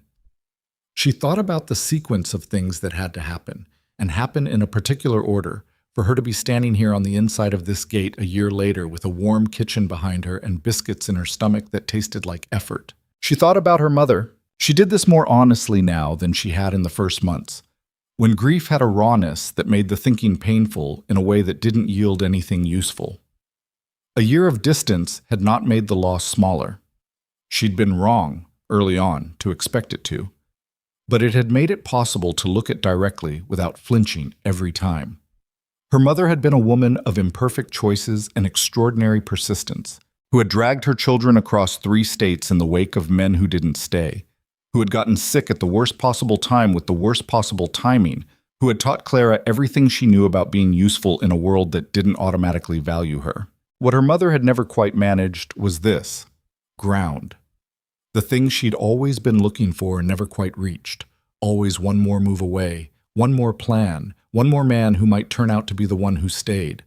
She'd spent her life looking for a place that would hold still long enough to become home. Clara had found it in a house her mother had never seen, with a man her mother had never met, in circumstances so improbable that even now, standing at the gate in the November cold, they didn't quite feel like the kind of thing that could be planned for. You couldn't plan for it. That was the thing she'd learned, or maybe confirmed, across the 12 months since that night. You could be useful, you could be honest, you could work hard and keep your word and pay attention to what needed doing. All of that mattered. All of that was real. She wasn't going to pretend that outcomes were independent of effort. But the door opening had not been about effort.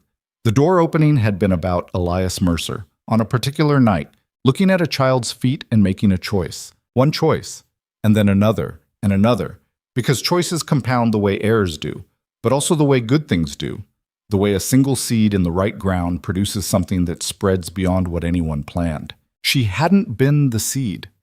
She'd been more like the weather. She'd arrived, and something had started growing that had been waiting to grow.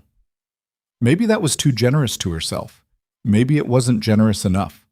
She didn't have a clean accounting for it, and she'd stopped trying to find one, because clean accountings of complicated human situations were mostly lies dressed up in satisfying shape. What she had was the gate, the rusted hinge and the half-open latch, and the track worn into the ground from a year of daily use, her boot prints and Elias's and Cole's, and the shallow wide prints of Rose learning to walk and then walking and then running. She heard the door open behind her. Elias came across the yard in his heavy coat, the one with the replaced button she'd sewn on in December. The original button had been different, and she hadn't been able to match it exactly, so there was one slightly wrong button on the 3rd fastening from the top, a detail she noticed every time she saw the coat and had stopped apologizing for. He came and stood beside her at the gate. They looked at it together for a moment, which felt appropriate and also slightly ridiculous. 2 people standing in the cold looking at a gate, which was just a gate, which was also the first thing she'd touched in this place. "Been meaning to fix that hinge," Elias said. "I know," she said. "Don't." He looked at her. "Leave it," she said. "It's fine the way it is." In the way he considered this. He was a man who fixed things that needed fixing, who maintained what he had with care precisely because he'd seen what happened when maintenance was neglected. The broken hinge offended some part of him on principle, but he looked at the gate, at the worn track, at the half-open angle of it, and something in his face let go of the principle. "All right," he said. They stood there another minute. The cold worked at the edges of things. Somewhere in the barn, one of the horses moved and made the sound they made when they wanted their morning feeding, which was a sound that meant the day had started and standing around looking at gates was over. "Clara," Elias said. "Yes." "You did good this year." She looked at him. He was not looking at her. He was looking at the gate, at the track, at the middle distance of a man saying something he'd prepared and was now uncertain about. "So did you," she said. He made the sound he made when he agreed with something but didn't want to be accused of it. He turned back toward the barn. "I'll get the animals," he said. "You start breakfast." "Cole made breakfast." "I know. Start real breakfast." He went toward the barn, and she heard, very faint, carried back to her on the November air, something that might have been the beginning of a laugh. She stood at the gate one more moment. She thought, this is what it feels like. Not safety, not exactly. Safety was too simple a word for something that had this many moving parts, this many ways it could go wrong on any given day, this many imperfect people doing their imperfect best inside it. But something better than safety. Something that didn't need a word because it was a condition, a state of being, the particular quality of a life that has found its shape. She turned back toward the house. 3 years after that morning, Clara was 14 and Rose was nearly 4, and the ranch had become a different thing than it had been. Not different in any dramatic, single-event way. There was no one day that changed it, no before and after line she could point to.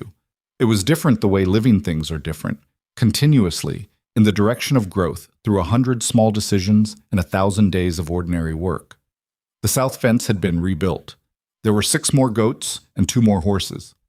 Cole had cleared and planted the east field, which had been lying fallow since before Clara arrived, and the first crop from it had been disappointing, and the second had been better, and the third had been good enough that Elias stood in it at harvest and allowed himself to say so. The account book had needed a new volume, and Clara had set up the new one with the running totals carried forward and a system of categorical accounting that Gaines, when he saw it, described as professional quality. "Where did you learn this?" he'd asked. "Miss Dunbar lent me her bookkeeping manual," Clara said, "and I worked out some of it on my own." "You should be keeping accounts for half the businesses in this county," he said. She thought about this. "Maybe someday," she said. Rose was a person by then in ways she hadn't been when they arrived. Not just an infant to be kept alive and warm, but an actual person with opinions and preferences and the particular stubbornness of a child who has grown up in a household where nobody lets anything go without a reason. She called Elias Papa, which had started when she was 2 and nobody had corrected her, because nobody had wanted to.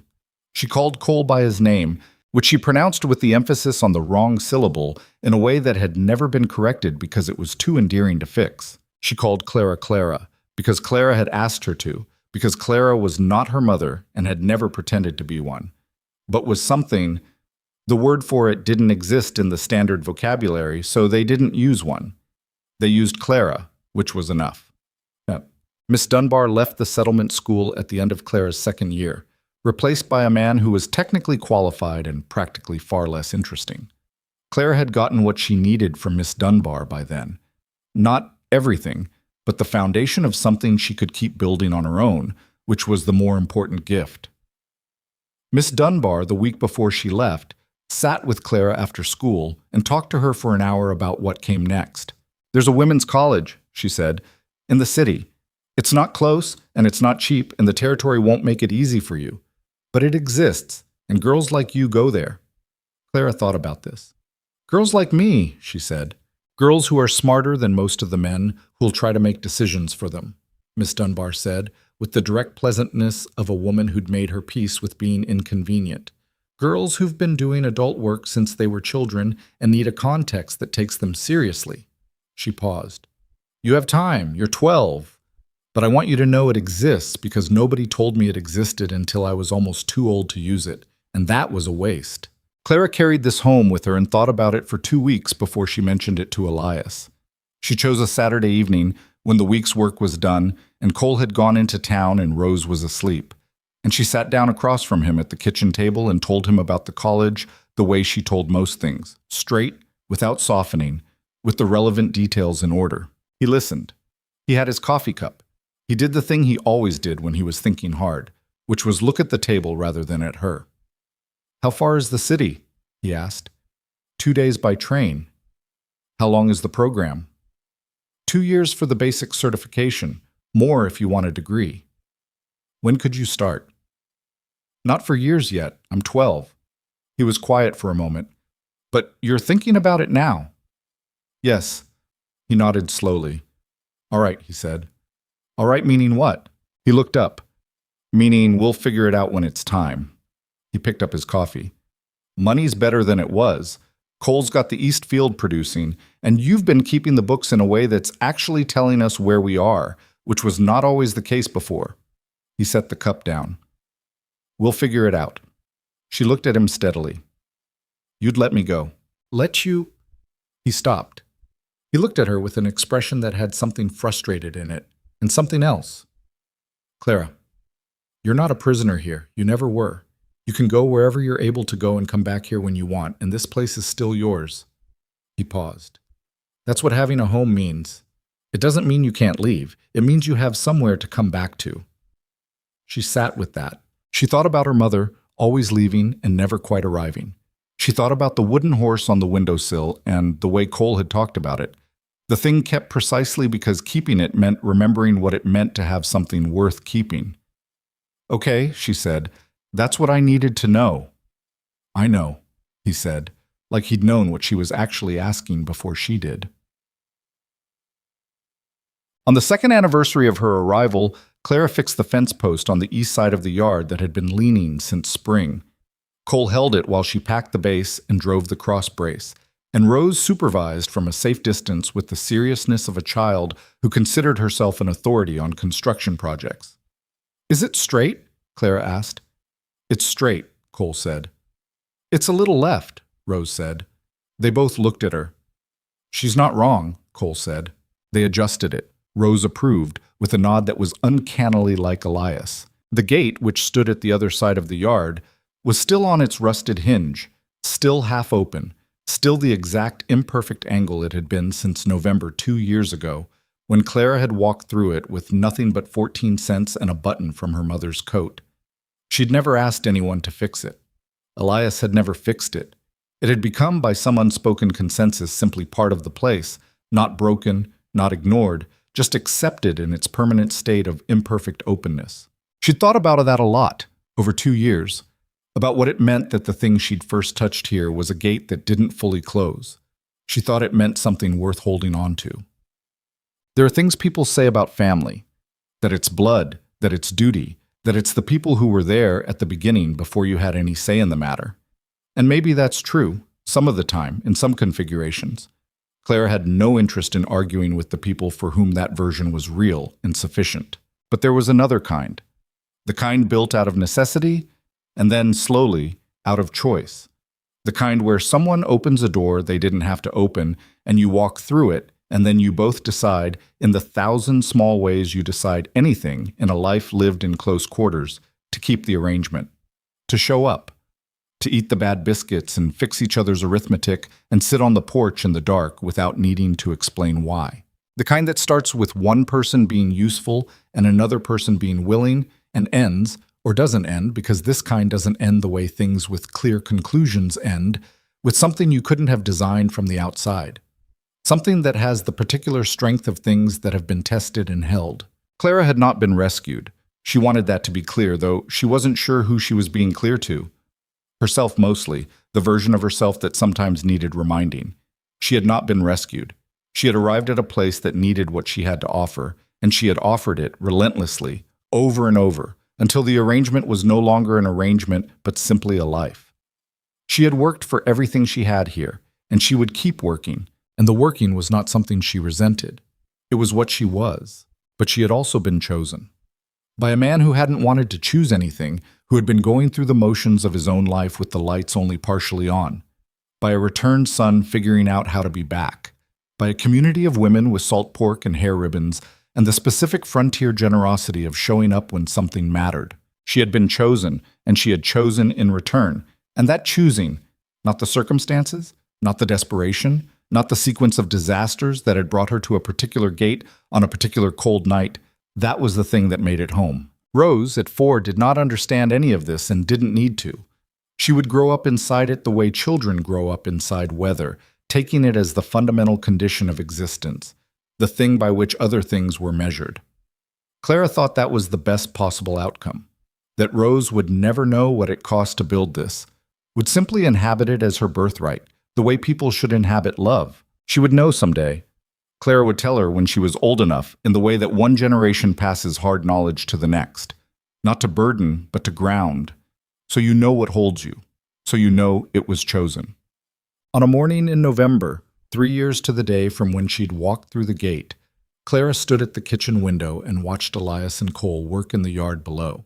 Rose was at the table behind her, drawing with a piece of charcoal on the back of an old feed receipt, narrating her drawing to the barn cat with the focused intensity of someone who considered this cat a credible audience. The yard was ordered in a way it hadn't been when she arrived.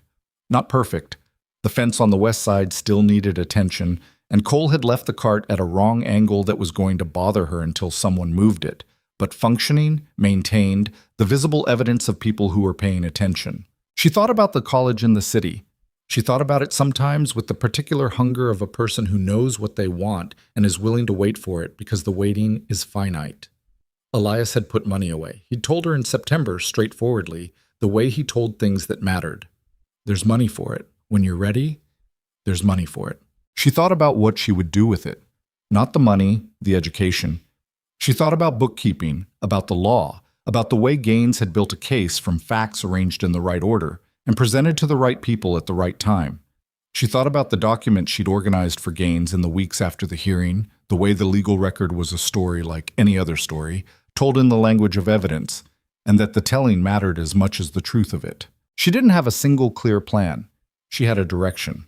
That was enough, for now. Directions were where you started. Plans were what you built when you knew more. She turned back to the kitchen. "What are you drawing?" she asked Rose.